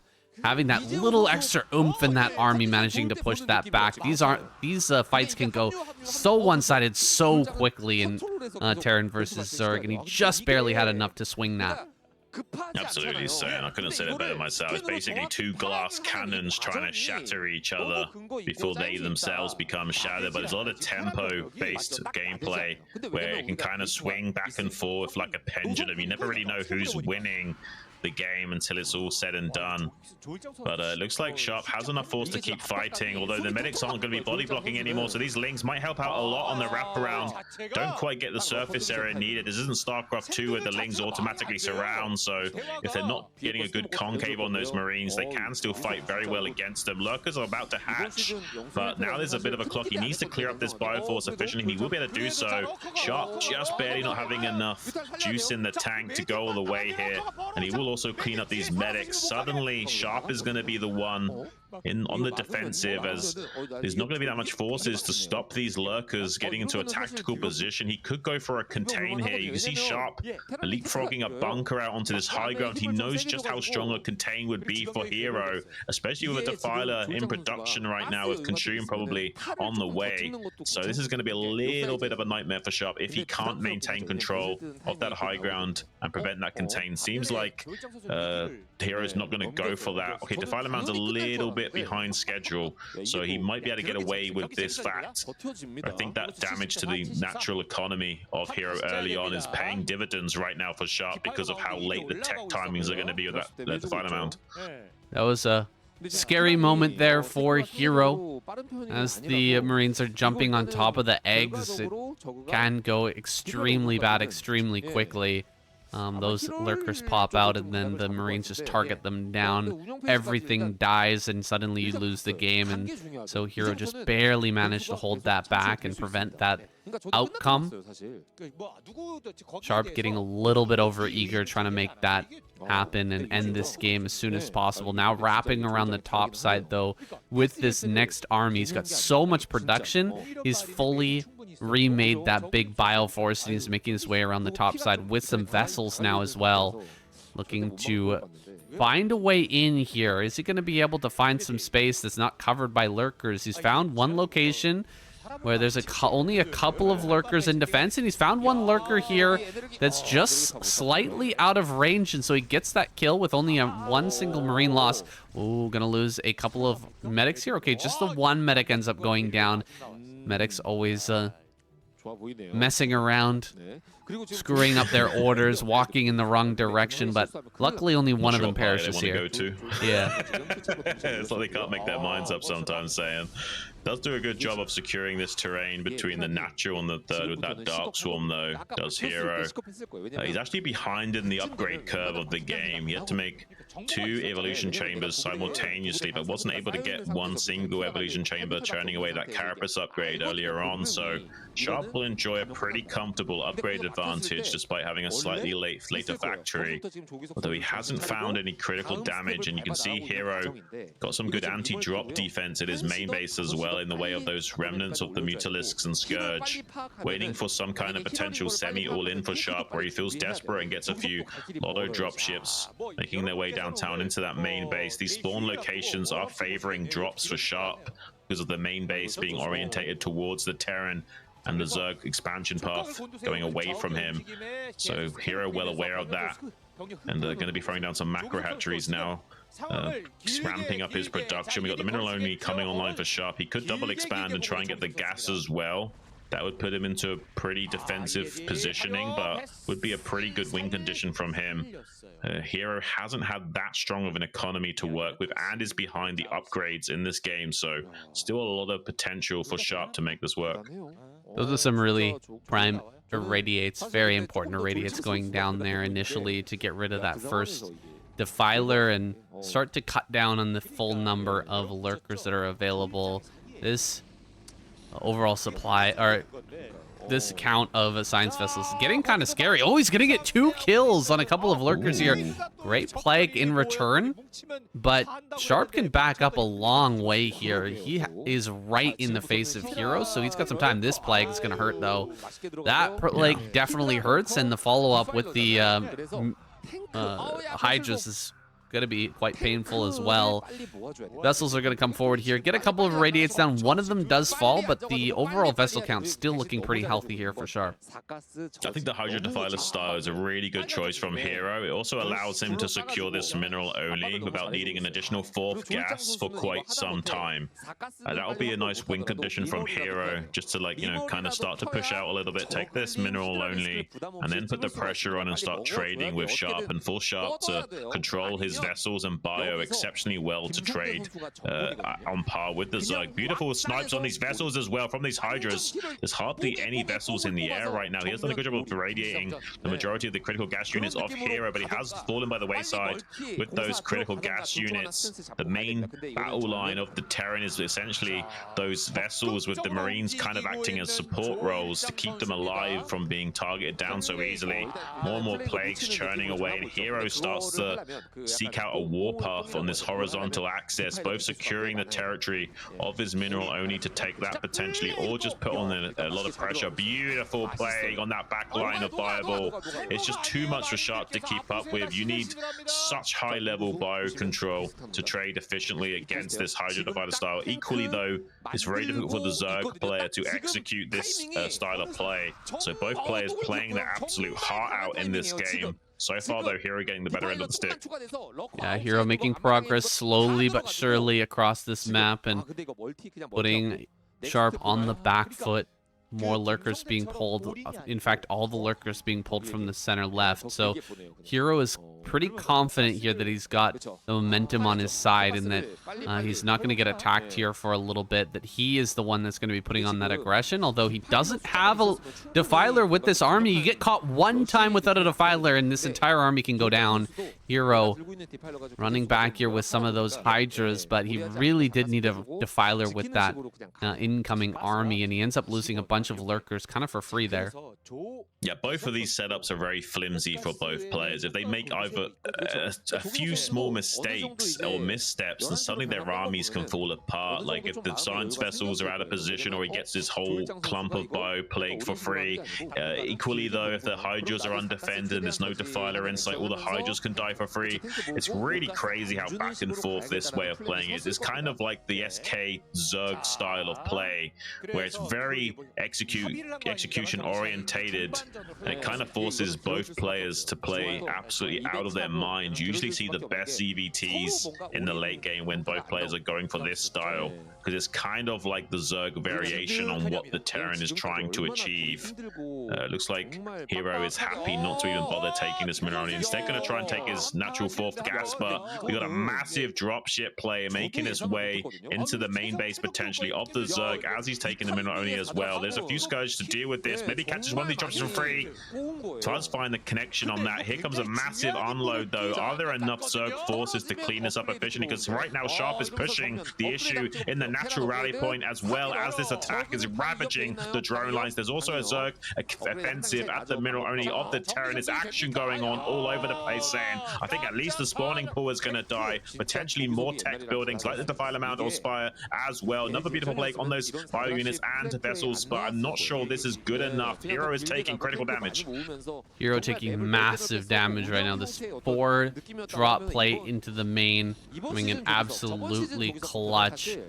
Gonna run down this ramp now. Hero's just struggling to put things together to get his army down this ramp. You can see this Defiler's actually blocking him quite significantly. A couple of lurkers that were trying to come down here, but they're finally going to make their way into position. A little bit too late. Hive could be targeted down here. He is going to go for that Hive. Gets the Hive kill. And with the Hive going down, if he didn't make a Defiler mound before that died, this game is nearly over. Like, there's almost no way to get Defiler up again. I don't think he made it, saying, you know, like, I think he replaced the pool somewhere. I don't see where he replaced the den, the Defiler mound, unless it's in that natural. I don't think it is. Maybe he placed it at the bottom of his natural. I hope he did, because if he didn't, I don't even know how he's gonna come back in this game. I mean, Sharp hasn't necessarily won the game just yet, but that is some pretty critical damage that was just dealt to Hero. Now he's the one on the back foot. Has got this natural fourth to fall back on, so it's still free base economy. No, there is no Defiler mound on the map, saying. I think he replaced the pool somewhere at the fourth base, I think. Yeah, there's the pool, but he did not replace that Defiler mound. So even if he did somehow secure this fourth base and stop this Terran attack being successful, Hero would already be in a lot of trouble, and this is now the Zerg in the death throes. There is no way for Hero to stabilize this game. And look at this expansion path of Sharp, taking the 6 o'clock as well. Just insult to injury, and a testament to how well this guy is playing right now. This is absolutely wild, saying how well Sharp has been able to execute his game plan in every junction. He is looking for that all kill. I mean, he deserves the prize already with this takedown on both Best and Hero. Back to back, the drop coming in here. That drop into the main was so impressive. Like, dude, GG is called. Hero taps out. What can you say for this guy? Sharp not playing at all like a normal player would. A normal Terran player is gonna, sit back, triple factory, build a ton of tanks, and just kind of sit back, wait for the Zerg to come to him, try to shut down their bases, little hit squads and that sort of thing. Eventually build up to a huge tank force that's hard to deny. But Sharp says, no, 4 drops into the main right now as everything's happening, as all this craziness is going on. He's gonna hit that main and bring this to a close before it can get that insane. Really stellar play from him. And there's only one Protoss player left here, Bisu, the last Protoss in the lineup. And then he can take on Action. I mean, yeah, wow. Just wow. I mean, not a single Terran has been eliminated yet, and we're already down to just 2 remaining players. Bisu and Action going to be now acting as team captains, trying to hold the line and hold their colors for their respective races. This is wild, saying. I mean, it's been a long time coming until we've seen such a dominant performance from a Terran player. I'm really happy to see it. And Sharp looks so clean. And yeah, the fact that he was able to stay SK Terran that entire time is just a testament to his skill. Like, a lot of Terran players have no excuses really when you think about it. Like, they play a more slightly easier methodical style of getting that triple factory, triple tank count, and going trying to put the Zerg on the clock by going for a really powerful siege line to kill things under swarm. But Sharp shows you that if you do have the task switching ability and strategic know-how, you can still dismantle a Zerg with the exact same metagame that was at the forefront for so many years, and I'm really liking it. This is basically making all the other Terrans look like whiners, saying, do you know what, hold my beer, this is how you play Terran. Sharp smashing face today. Absolutely bowling over the best players in the world. Hero just got taken out, and now it's time for Bisu to take the stage. She's over here in top right. Back to Radeon now. And so the biggest map in the pool for this TVP. I want to see Sharp go all the way, man. This guy is absolutely killing it today. I would love to see him double all kill both of these guys. He certainly can. Bisu, not in the best of forms of his career, has to be said, despite being a very dominant player still. And Action hasn't really had his mojo in recent times, especially with a disappointing performance in the recent ASL. I'm hoping he can make up that deficit and show us some great games soon. I'll still have my eyes on him going into the next ASL.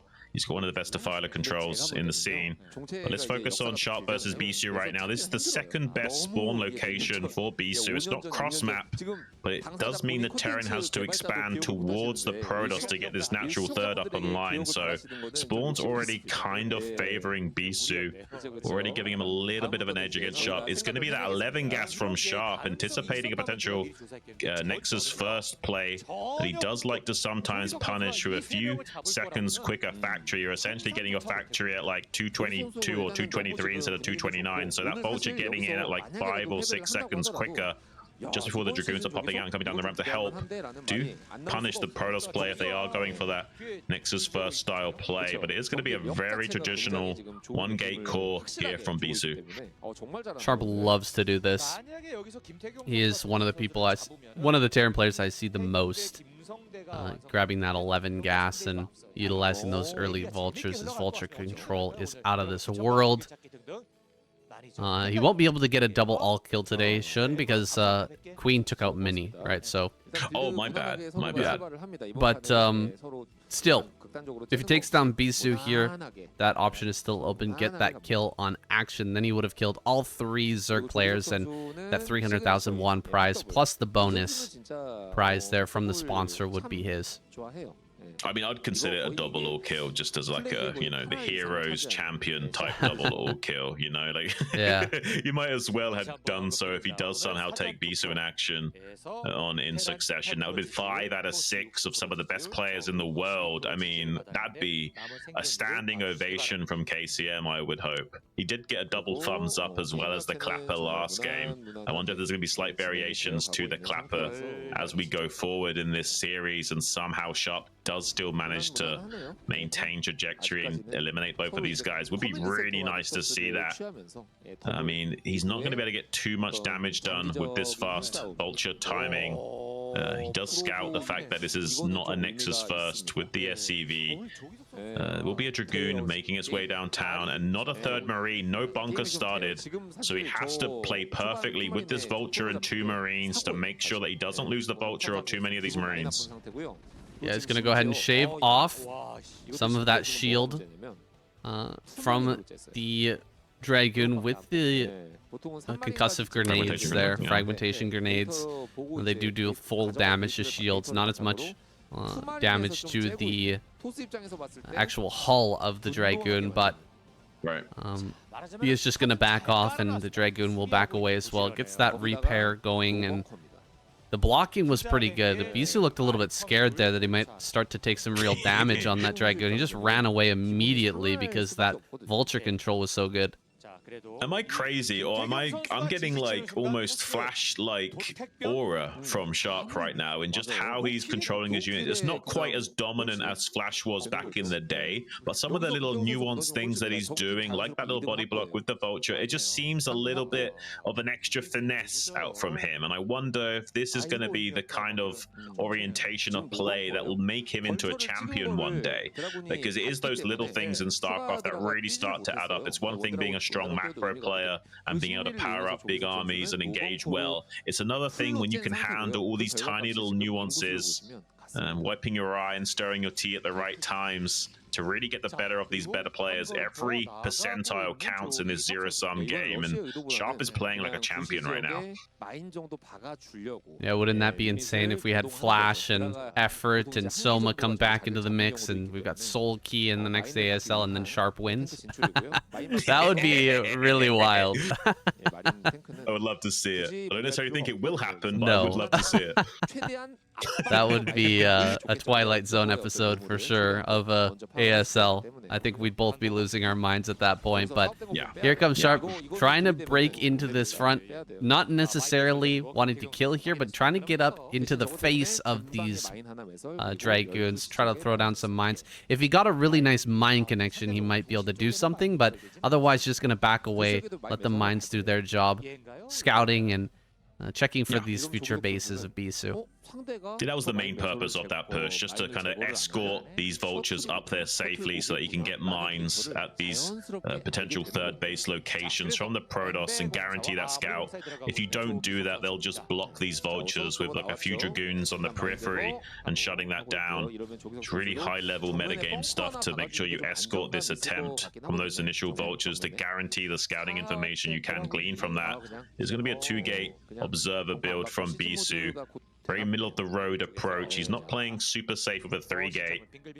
You can go 3-gate observer. That's the safest way of playing PvT. Instead, going to be going for 2-gate obs, which is pretty not greedy per se, but it's like as safe as you can play without being too safe and allow you to get a pretty reasonably timed tech timings as well as a third on location, more than an okay timing. I don't think we're necessarily going to be seeing anything too greedy out of Bisu, but we are going to be seeing a very fast Arbiter play, it seems like, from him. We don't usually see these kinds of Arbiter plays, but I mean, sometimes it does catch the Terran off guard. I mean, they might have, like, kind of not gotten used to playing against 2-base Arbiter for some time, that they kind of forget how to play against it perfectly. I don't think there's going to be a problem for Sharp here. We'll be seeing a third base from Bisu around at the same time he's taking the Templar Archive, so we'll be transitioning into a 3-base Arbiter, but the tech timings are still more or less a 2-base Arbiter play. Back at home, Sharp's getting set up just in case there was some sort of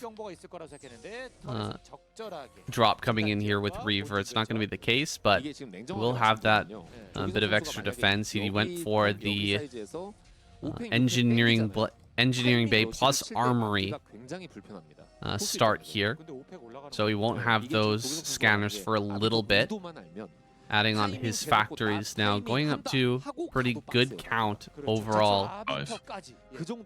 And perhaps looking for a push here, but really you do need 5 factories in the current meta to be able to really secure that third base, especially on a map like this with such a wide distance between the main or the natural and the third base. Yeah, and also the fact that he would be expanding towards the Protoss player if he did take his natural third. So he's considered all those things and have identified that the 5 factory probably the safest way to go about it. There's going to be a shuttle poking in right now. This is mainly for scouting. He's not actually intending to do any damage with this shuttle. He's just trying to make a little bit of an active threat in the mind of Sharp and make him worried about it. Keep his units pinned back in defensive positions while Bisu powers up onto these 3 bases, gets this Arbiter tech online, gets stasis on the way. The question is this going to be 11-minute stasis, or is this going to be like a 12-minute 30 minutes recall? Could be either of those things that Bisu's going for here. Stasis would allow him to shut down the push of Sharp more efficiently, so it's most likely going to be stasis initially, just to make sure he doesn't get bowled over by the Terran player's timing attack. He's identified a factory count with this observer in the main base, so he knows to be a little bit cautious here. So I imagine this is going to be a stasis first. Finally getting those scanners operational. Sharp starts to check out what Bisu's up to. Unlikely that he'll scan the bottom part of that main base though and actually ascertain the tech right off the bat. If he does, that would be some real star sense moving forward now with just 3 Goliaths. That's a little bit less than the typical 4, which can 2-shot these shuttles, so he's got to be a little careful as he moves forward here. He sees no Reaver still. I mean, you kind of assume that there's going to be a Reaver in there, and I think that's what Bisu was going for by just having that shuttle moving around, but with no Reaver here, it's going to be hard to slow down this encroaching push, and Bisu, I mean, he needs to buy time here, but he can't really buy much time with just the shuttle full of zealots. Yeah, Bisu's been mind gaming Sharp and making him think there's the pressure of a Reaver that doesn't even exist, just to buy a few extra seconds and minutes for this Arbiter to come out with the stasis online. Stasis is not yet ready, so he has to dive on top of this tank position with what he's got. We have got an Arbiter, but stasis is like at least 30 seconds from completing probably. Has got enough vultures to start to screen against these zealots. Finally the cloak comes in, but with the scanners being on time, I imagine this trade is going to be pretty okay for Sharp. As long as he doesn't lose too many of these siege tanks, that's a little bit of a strange unsiege timing from him, but it doesn't matter too much. He will be able to clean up the majority of these Protoss forces and keep the pressure on to this third base. He doesn't necessarily need to kill the Protoss right now, just needs to knock out the economy, although he has killed the majority of Beast's forces. He could go for a kill move right now. He could just go to the rally point with the vultures and pressure the third base with the tanks and maybe go for an executed kill move here, but he does lose some of these vultures to mind drags.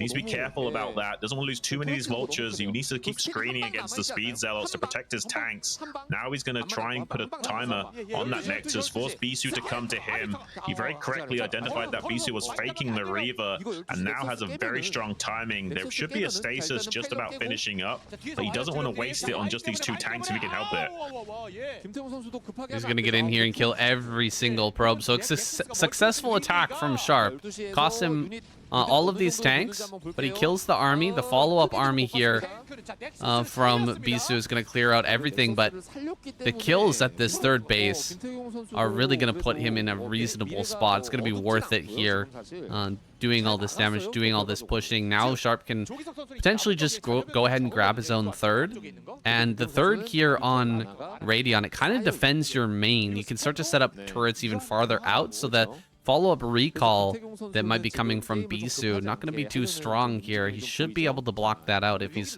well prepared. I'm sure most Terran players would tell you it doesn't matter how many turrets I build, eventually that Arbiter's getting into my main base regardless of what I do, Sam, but it definitely does help to keep the Arbiters back for as long as possible. I mean, this is still not over for Bisu. He did technically survive for the time being. Sharp did lose some of those forces as well. Now we have stasis available from Bisu to potentially launch attacks on these positions. Sharp's going to do a good job of spreading his army. There's a big round of Zealot Goon coming down now. Not that many vultures to screen against that as well, so if Sharp spreads himself too thin at the third base, Bisu does technically have a timing here to get on top of the rally point and start to cripple the army of Sharp. Yeah, you're spreading yourself pretty thin here, Sharp. This is like the weakest point here for the Terran player, and there may be a recall coming in. Yeah, that army is very stacked up. It's going to be dropped in the main base, it looks like, flying all the way through. Gonna drop it here right on top of the SCVs. He knows there's not going to be a lot of mines mixed in with the SCVs, because he knows how devastating that can be for the Terran player. So dropping right in this corner, but he's kind of trapped himself in the corner, and it looks like the tanks are going to be able to siege up here, start to mess up these Dragoons as they try to poke some of these. Yeah, look at all the Dragoons kind of walking back and forth on top of each other while the tanks just clean up everything. This is a great trade for Sharp. I mean, there was just too many spiders in the nest, saying they didn't have enough room to breathe, unfortunately, getting all tangled up. And we'll be trading that off pretty efficiently when all's said and done. I mean, he did deny mining there for some time, did keep the Terran player back in this corner, allowing him to take his own fourth base now. But I mean, that wasn't the best recall, it has to be said, from Bisu. And now Sharp kind of back into a more comfortable game state, although eventually there will be more and more recalls coming out from Bisu as the time ticks by.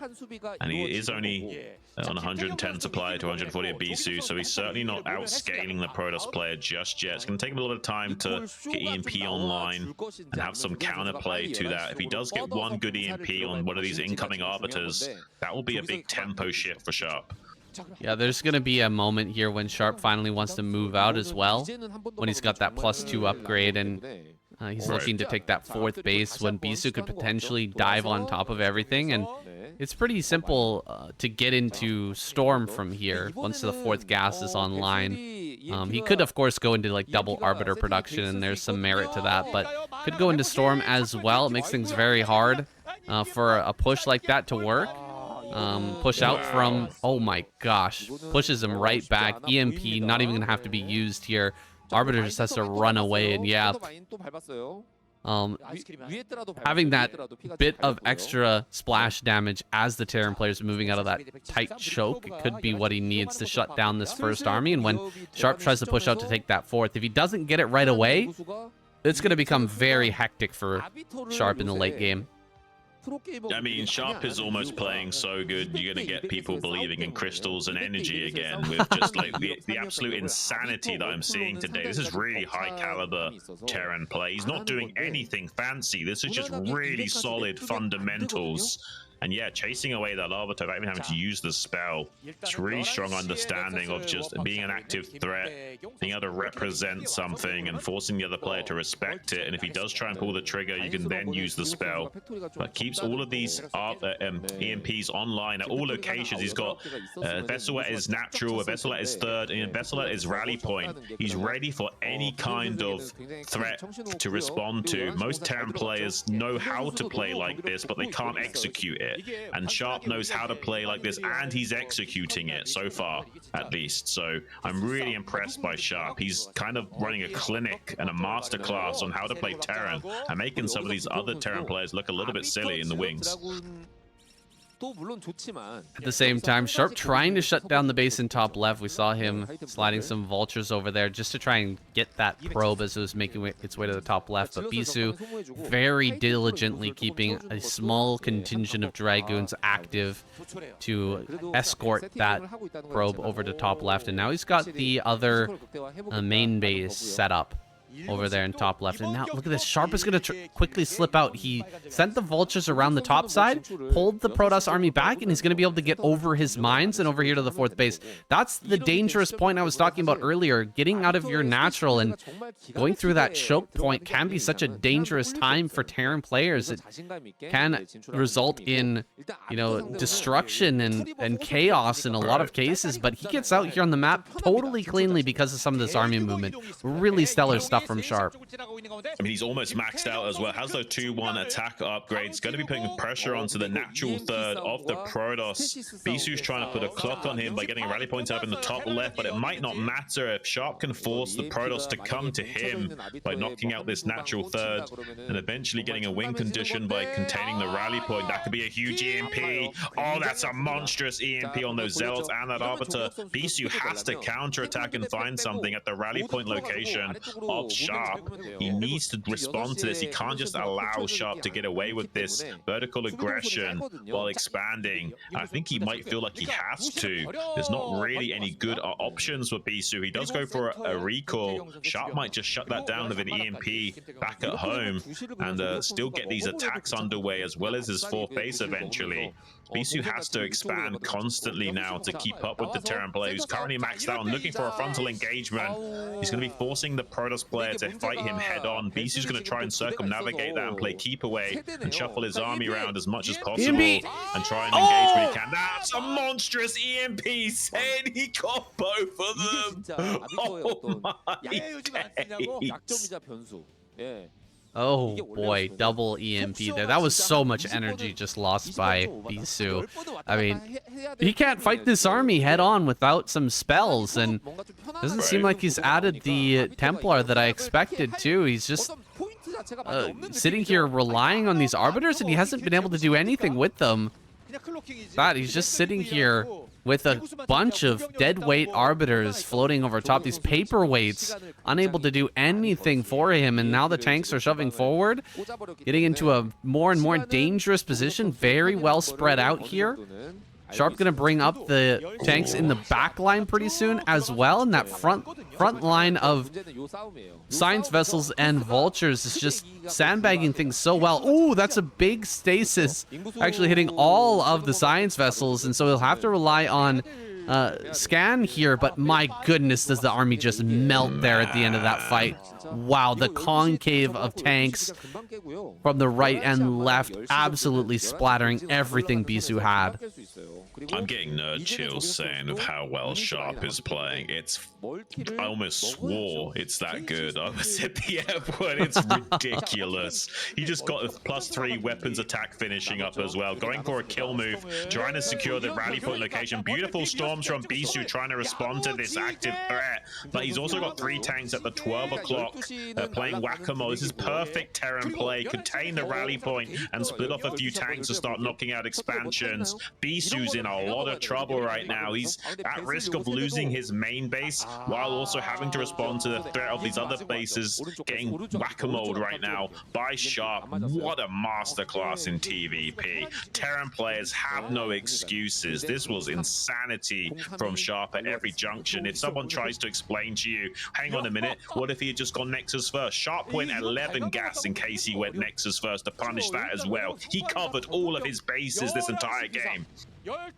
Yeah, he has managed to get himself into an absolutely fantastic position through his control and decision making alone, having these science vessels absolutely everywhere, shutting down this Arbiter play perfectly. Best tried the double robo, newfangled style, that modern style that so many Protoss players are relying on. Bisu tried the Arbiter play, but GG is called, and we're about to see Sharp get an all-kill, guys. Action is his only opponent left. Look at that look on KCM's face. I got the same look on my face right now. Happy at the same time. He's like, what is happening? What version of reality did I wake up in this morning? But I'm liking it. Me too, KCM, me too. Sharp spawning in the top left, Action in the top right. His final opponent in the last hurdle before all kill can be accomplished. Action is no small hill. He is a mountain in and of himself, but after climbing the Appalachian trail here, Sharp, not even tired, he's ready for more. Yeah, he really is the mountain in both figurative sense and literal sense. Like the mountain from Game of Thrones, just an absolute monster of a specimen. Reminds me of that fight scene against the Viper, where he's Prince Oberyn or whatever says, "So they told you how I am," and the mountain's response is just some dead man. And that's basically who everyone is to Sharp right now, just some dead man in the booth, not long for this world. Can he take it all the distance, get 5 kills in a row to eventually secure that all-kill prize by eliminating Action here in this final match on Polestar? I'm super excited to see if he can make it happen.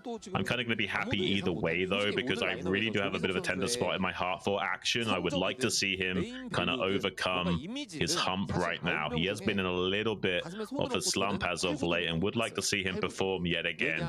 So either way, saying I'm going to be happy.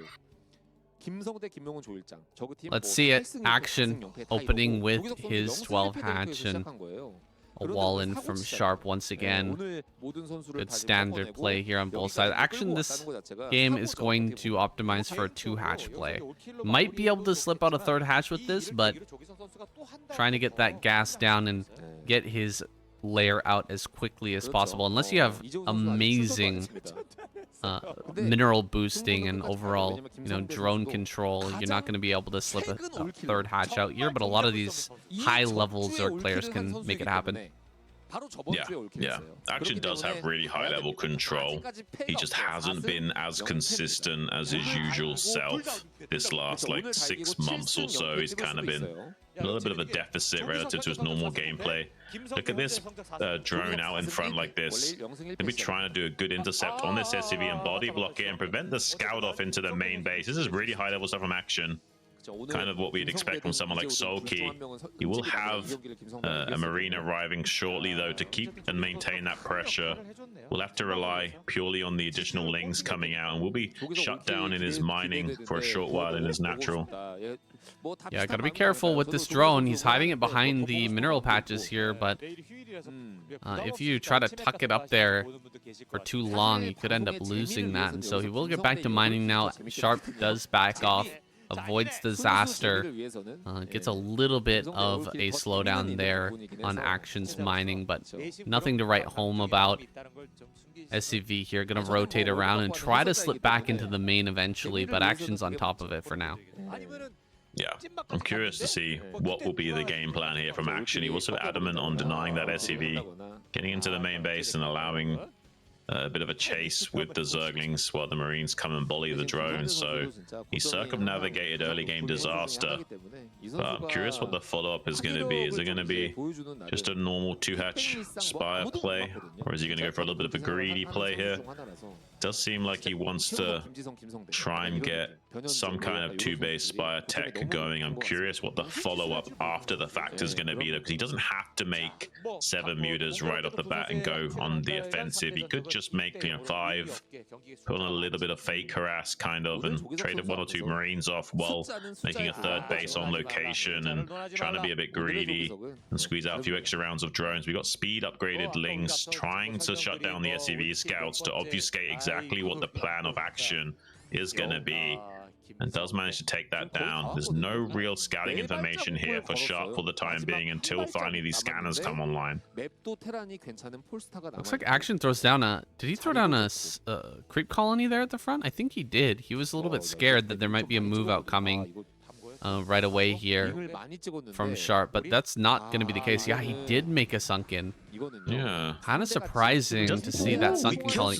Oh, he gets a medic. Oh, big kill there. That medic. Wow. Strong, independent medic there's got a mind of her own. Walks out. Ends up losing her life there at the wall. The Marines just watch as that goes down. They warned her, but she didn't listen. Now, only 1 medic here, but Sharp wasn't planning on moving out at all, right? Sharp didn't have any plans to try and put on pressure. He went for early +1, and it's going to be that 4 racks once again. So this doesn't really hamper Sharp too much, and Action, kind of hampers himself by going for this sunken colony in the front and all of these Lings. He's not going to have quite the economy that he otherwise would have, and Sharp's really going to have a strong position as all of this production comes online. Well, he has been having a hard time as of late, so he's probably just trying to cover all of his bases because he's lost a lot of games in humiliating ways because he didn't make the sunken, so he's kind of hedging his bets and avoiding disaster, but the reality is definitely wasn't necessary. And as a result, we'll be slightly behind the curve. Here comes the 7 mutas, though, ready for a run-by into the main base, circumnavigating those turrets and trying to pick up some precious SCV kills. Just before that turret finishes up, that's really well timed from Action here. That's 4 SCV kills, now 5. Almost enough to go into a very strong macro game. Just needs maybe 1 or 2 more SCV kills on the exit, and he will be in a very great spot. Doesn't even need to do that really, to be honest. He killed a medic early. He sniped another medic now, as well as some bio units. So that 5 SCV kill train, as well as some bio, is definitely more than enough to make up for the slight deficit in Action right now. But I have to wonder, is this going to be some kind of crazy 2-base aggression from Action this game and trying to take the hurt to Sharp? It will be difficult to make that work against the 4 racks play, but he might be going very crazy aggressive and utilize those additional speedlings to punish a move out from Sharp. I really want to see where Sharp is scanning right now because there's not many drones in the main. Most of the drones are at the natural right now. Bunch of sunken colonies being made in the front. Dude, if Sharp just doesn't attack right now and all these sunken colonies finish, he's going to be in a fantastic position if he just defends properly. He's hoping that Sharp will start to attack once he pressures the main with these mutalisk forces, but Sharp's not doing that. He's actually pulling the Marines back to defend, to be ultra safe. Sometimes the best form of defense is offense, but in this case, it's definitely just straight up defense from Sharp, and he will be executing that. Pretty good micro from Action, but yeah, investing into these sunken colonies is a little bit of a dangerous situation to be in because he's not getting the win condition he wanted. He kind of wanted Sharp to attack and force the mutas back by responding to the threat of that sunken bust, but with the 4 sunkens would have been able to hold the line, similar to how we saw Queen play earlier on, just kind of defending with those sunkens and then utilizing the mutas to get critical damage done. I have to see what transpires in this game, but I'm not so sure, man. I mean, I kind of feel like this might be okay for Action if he keeps killing more SCVs. Like, he's done a good job of killing the turrets over and over again. He has remade some drones. He hasn't morphed the Sunkens. He needs to start morphing them now to be safe. maybe he can make this work. Lings are running by into natural expansion. If he makes these Sunkens in time and defends, the Lings get into the main base to help the Mutas get the job done in the main base. Definitely could make this work. Has to pull the Mutas back to defend against this. Work with the Lings in the main base, though. These 4 Sunkens can get busted right now. Has to pull this Mutalisks back and start microing against this. If Action can clean up this Bioforce and then go back to helping the Lings in the main base, this might be an Action victory still. This is kind of crazy, Sam. Ooh, that one Sunken Colony hangs on with 26 HP. Holy, was that ever close. Sharp has to remake a bunch of these turrets. Actually, he's got still 3 turrets here in the main. He might be okay. I mean, he's lost some SCVs, but so much was invested by Action, and he lost a lot of mutas to that last fight. He can get an angle here at the top of the main base to kill some of these mining SCVs on the gas, and that turret finally comes up now, but that's still a possibility, a possible spot to harass. Hydra Den is done here for Action. He's going to make lurkers here, maybe try to contain. Still, this is a tough situation for Action, even after that hold. He actually might try and lurker bust. Like, he might be trying to put a clock onto Sharp. He knows there's not much tech. He knows there's no science vessels on the way yet. He could do, you know, like a contain into a lurker bust with Defiler follow-up here. We might be seeing that. He could also actually go Guardians. That would be another option available to him. Look at Action's micro this game. It's really otherworldly. He's definitely pretty semi-all-in with this aggression. Like, if he fumbles the ball even a little bit and starts to trade inefficiently, Sharp would run away with the game. But as it stands, he's done a fantastic job of shutting down the SCVs. He's looking like he's trying to prevent this all-kill prize right now. Sharp going to try and just pull the trigger on sending these Marines across the map, which will also open up this opportunity for the viewers to catch them in transit. You have to keep putting the Bible back into a square formation every time the Mutas swing back in. And as soon as they go to head towards your base again, the Mutas are going to try and dive in on top of those Marines in line formation while they're in transit to that location. So he's going to force stims and turnarounds from Sharp over and over again now, trying to buy as much precious seconds as possible to get some Sunkens up. Only 2 Sunkens here in the natural. There's the lurker. Lurkers are being morphed here. That's a good number of mutas, but these Marines are powerful, man, with that +1. They're making their way into that natural. He's catching the ones at the back, running straight in here, just not worrying about it at all. He can turn to fight these mutas now. He needs to get on top of those lurker eggs so that he can wipe them out. Just killing the drones in the natural, though, is huge damage. These drones going down right now, it's massive. Lurkers are going to start to burrow here, but they're kind of out of range, not actually able to hit the Marines. And he's just about done it here. Sharp does back off as those drones get pulled over to the side. This is so close here, Shun. It's kind of nuts. It is nuts. It is really nuts. And you almost never see games like this where the Zerg player is technically alive but almost dead. Like, he killed a few drones to make up the deficit of losing that much bio. Still now pressure on Action to make this work. This is a great collapse onto those bio units, onto those mutas. Sharp is one of the best in the business at understanding where the flight paths of the mutalisks are and trying to intercept them. Might even be able to kill this Overlord at the 9 o'clock position, which would actually supply block Action. I don't think he's going to get that Overlord to safety. He might just barely manage it, actually, because, okay, he will target that down. That's going to supply block Action a little bit. Has got enough mutalisks to dive bomb into the main base. There's 5 turrets here, those saying. So Sharp should be okay with a preemptive repair on these turrets, slowing down this effort. Eventually, we'll be able to knock out these turrets and kill more SCVs, but they will provide time for these bio to get in here and save this. Going to be trying to target down that academy. Looks like he's going to kill the academy, stopping the medic production for the time being, killing a few more SCVs as well. But these mutas are now boxed in. Has to go for an exit vector, killing a Marine on the exit as well. Currently a bit of a crazy situation. We got a lurker contain coming online. Defiler Mound is there. Just needs to somehow set up this lurker contain while distracting those Marines in the main base. Needs to kill the vessel. One more connection. Does manage to get it. Beautiful irradiate comes out the last possible second, but it might not be enough to avoid disaster. We have got 4 lurkers currently containing the Terran, which is an absolute insane position to be in. If he can somehow lurker bust, that's going to be nuts though. He needs to kill his own depot so that he can make a massive spread of bio units to try and flank these lurkers before they become reinforced. He's going for that now. Mua's trying to help delay that. Look at that surround on those lurkers. Sharp is making it happen before these 2 additional lurkers can arrive, and he is all killing the Zerg squad, saying, what am I watching today? That's insane. GG. What an impressive performance from Sharp today. Oh my goodness.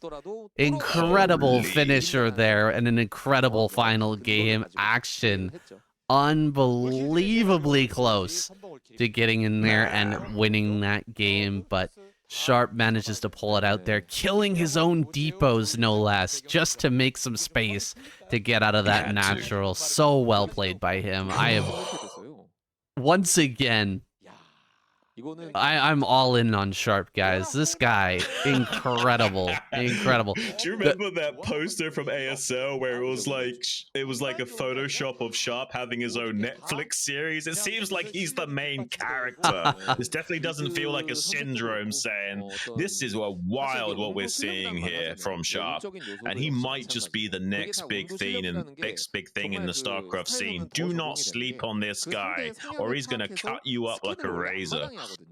Here it is, our point ranking 6-3-6. Protoss falling a little farther behind. With that lineup, you'd think they would have been able to put some points on the board, but Terran just dominating today here with Sharp. Just one of the best performances I've ever seen out of a Terran player, especially out of Sharp himself.